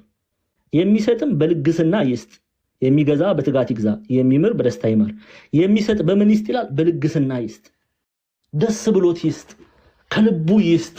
አንዳንድ ሰዎች እኮ አሉ አሁን በነገራችን ላይ ሩቅ መሄድ አይጠበቅንም። እዚሁ 345 ሰው ተቀምጠላል። እዚሁ ከመካከላችን ውስጥ እንዴት የተቸገረ ሰው ስንረዳ እንዲያው ቅር እያለን ምንሰጥ የለም? ልባችን እያዘንን ወይም ሳይዋጥልን አልተዋጥልኝም ወይም ሰው እንዲያጨበጭብልን ፈልገን እከሌ እኮ አንዳንዱ ሰው እኔ አንዳንዴ ይገርመኛል። በአደባባይ ሰጥቶ በጓሮ ብሬን ካላመጣ ብሎ ያዙ ይልቀቁኝ የሚልም አለ። ደግሞ ጉድ እኮ ነው። ይህ ከልቡ ያልሆነ ሰው ነው።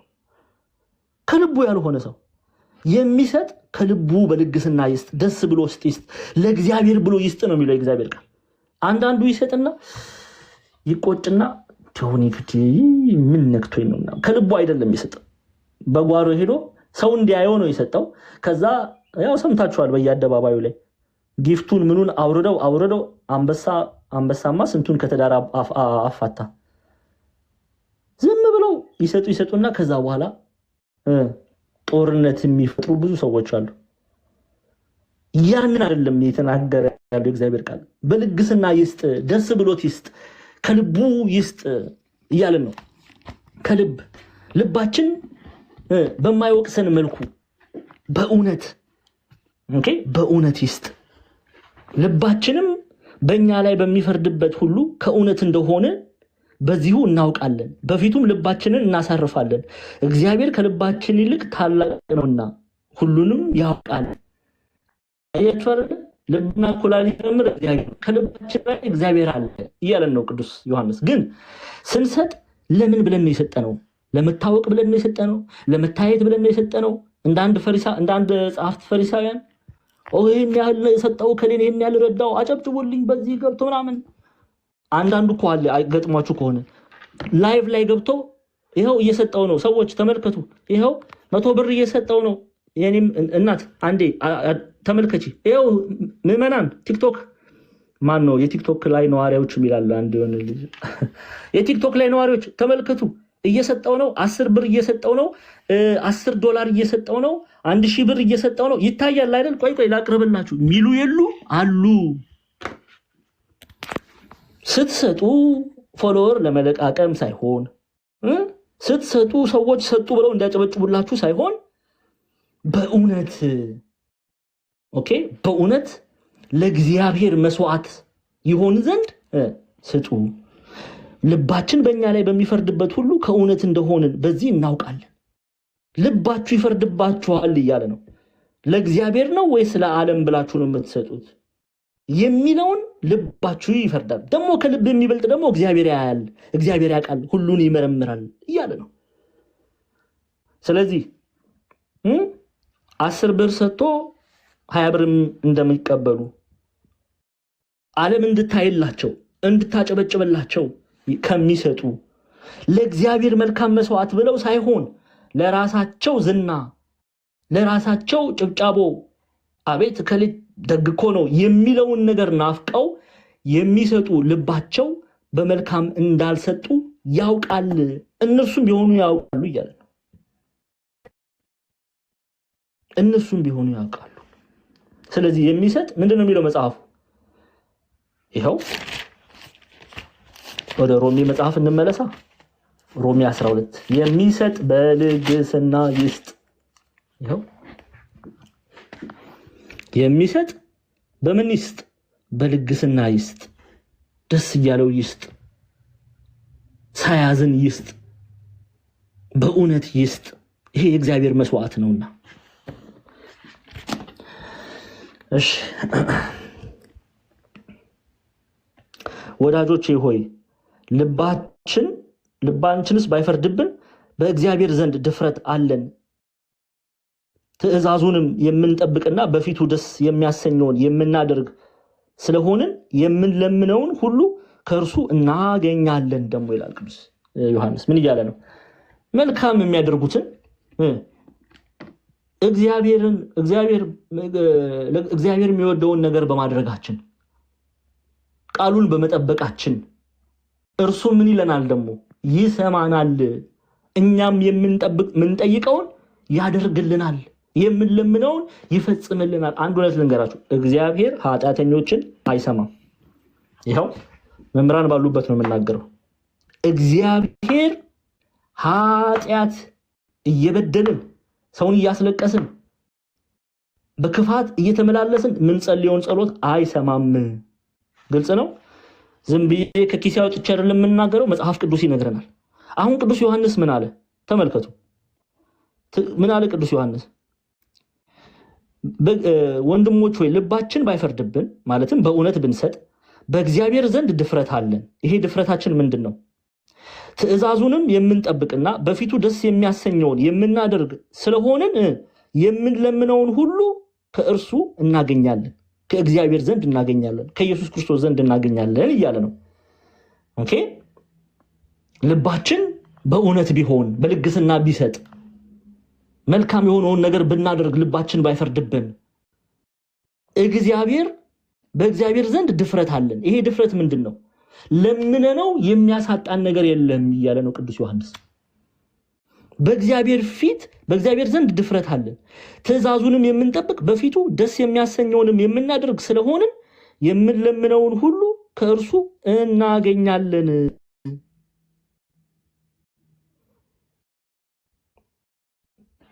እስቲ እንመልከትሽ። አንተ ዲያቆን አንተና ቅዱስ ዮሐንስ ነው የተናገረው የጻፈው እኔ አልቀበልም የሚል ሰው ደግሞ ካለ እንጨምርና እናያለን ማለት ነው። የእግዚአብሔር ቃል ምን ይላል በዚህ ጉዳይ ላይ ምንድነው የሚለውን እንዲህ ኦኬ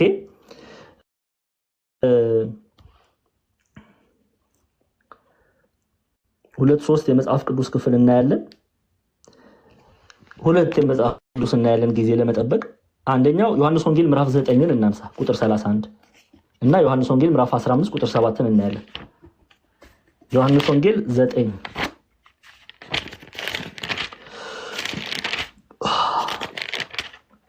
ዮሐንስ ወንጌል ምዕራፍ 9 ቁጥር 31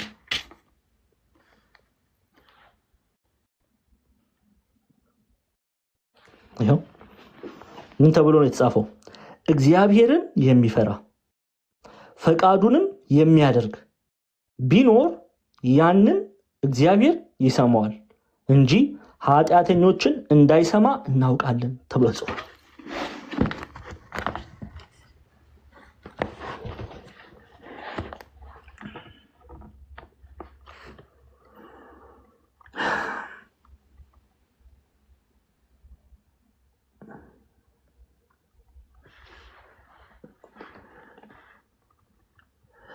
ኦኬ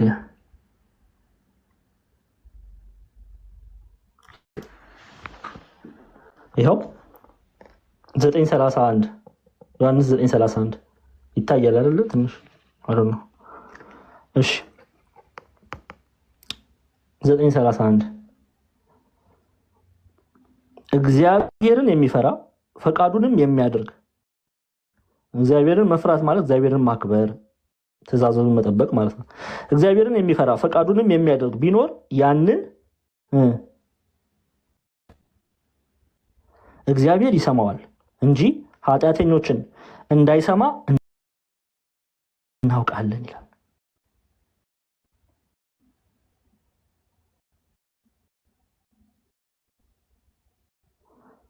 አሁን ይሄን ክፍል ትይዙልኝና አንድምታውን እንመልከትና ወደ አቤልና ቃየል እንሄዳለን። ተመልከቱ።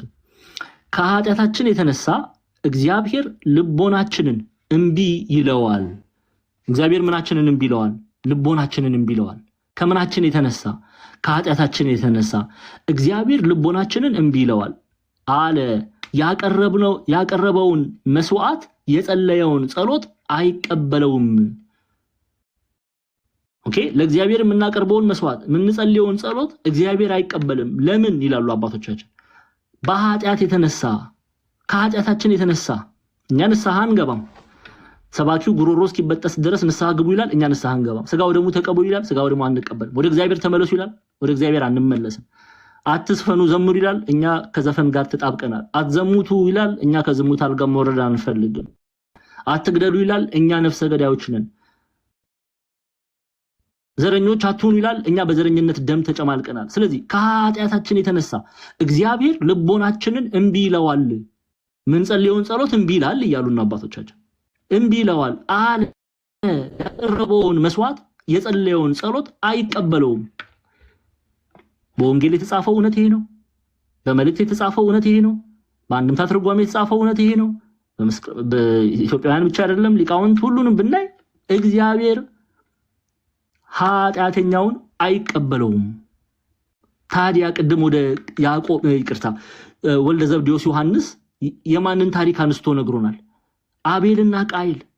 እግዚአብሔር ቃየልን ተቀብሎታል ወይ ብሎ ይጠይቃል። ተቀብሎታል? አልተቀበለውም። ለምን? መስዋዕቱን ከማቅረቡ በፊት ራሱ ልቡ በክፋት ተሞልቷል። ልቡ በተንኮል ተሞልቷል። ስለዚህ እግዚአብሔር የተቀበለው የአቤልን መስዋዕት ነው። ዛሬም ደቂቀ ቃኤል ከሆንን እግዚአብሔር አምላክ መስዋዕታችንን አይቀበልም።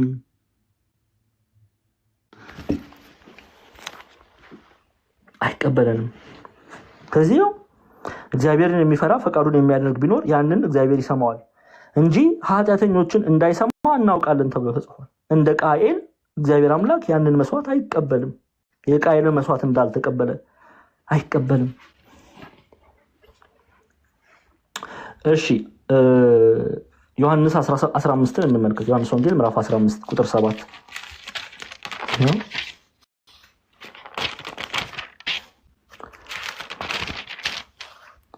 ዮሐንስ 15 ቁጥር 7 ጌታችን መድኃኒታችን ኢየሱስ ክርስቶስ ነው የሚናገረው። በእኔ ብትኖሩ ቃሎቼን በእናንተ ቢኖሩ የምትወዱትን ሁሉ ለምኑ ይሆንላችሁማል። ምን ብታደርጉ አለ። ግን እኛ ብዙ ነገር ዘለን እኮ ነው ዘለን እዚህ ጋር ነው እኛ የምንመጣው። ከላይ የተጻፉ ጥቅሶችን ዘለን የምንመጣው ይደረግላችኋል የሚለውን ነው። አያ ከአውድ አውጥተን ነጥለን ነው የምናነበው። ሙሉን ግን እንረዳ። በእኔ ብትኖሩ አለ፣ በእኔ ብታምኑ ቃሎቼንም በእናንተ ቢኖሩ የምትወዱትን ሁሉ ለምኑ ይሆንላችሁማል። አያችሁ፣ ለምኑ ይሰጣችኋል የሚለው ቃል አስቀድሞ እኛ አቤልን እስከመሰለን ድረስ ነው። ከኃጢአት ርቀን በቅድስና በስጋው ደግሞ በንስሐ እስከተመላለስን ድረስ ነው። እርሱን መሰለን እስከተመላለስን። በእኔ ብትኖሩ ቃሎቼ በእናንተ ቢኖሩ የምትወዱትን ሁሉ ለምኑ ይሆንላችሁማል። ብዙ ፍሬ ብታፈሩና ደቀ መዛሙርቴ ብትሆኑ በዚህ አባቴ ይከብራል። አብ እንደወደደኝ እኔ ደግሞ ወደድኋችሁ፣ በፍቅሬ ኑሩ። እኔ የአባቴን ትእዛዝ እንደጠበቁ በፍቅሩም እንደምኖር ትእዛዜን ብትጠብቁ በፍቅሬም ትኖራላችሁ።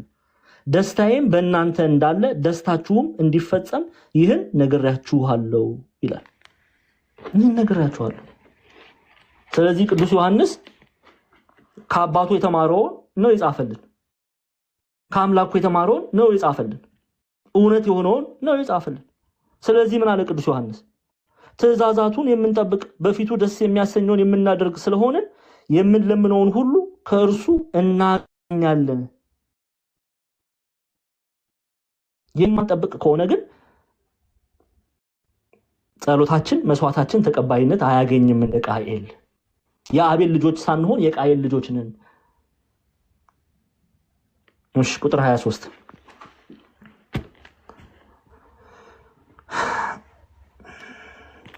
ችንን ጨርሳለን። የጨረስን ነው። ትእዛዛቱም ይህች ናት፣ በልጁ በኢየሱስ ክርስቶስ ስም እናምን ዘንድ ትእዛዝንም እንደሰጠን እርስ በርሳችን እንዋደድ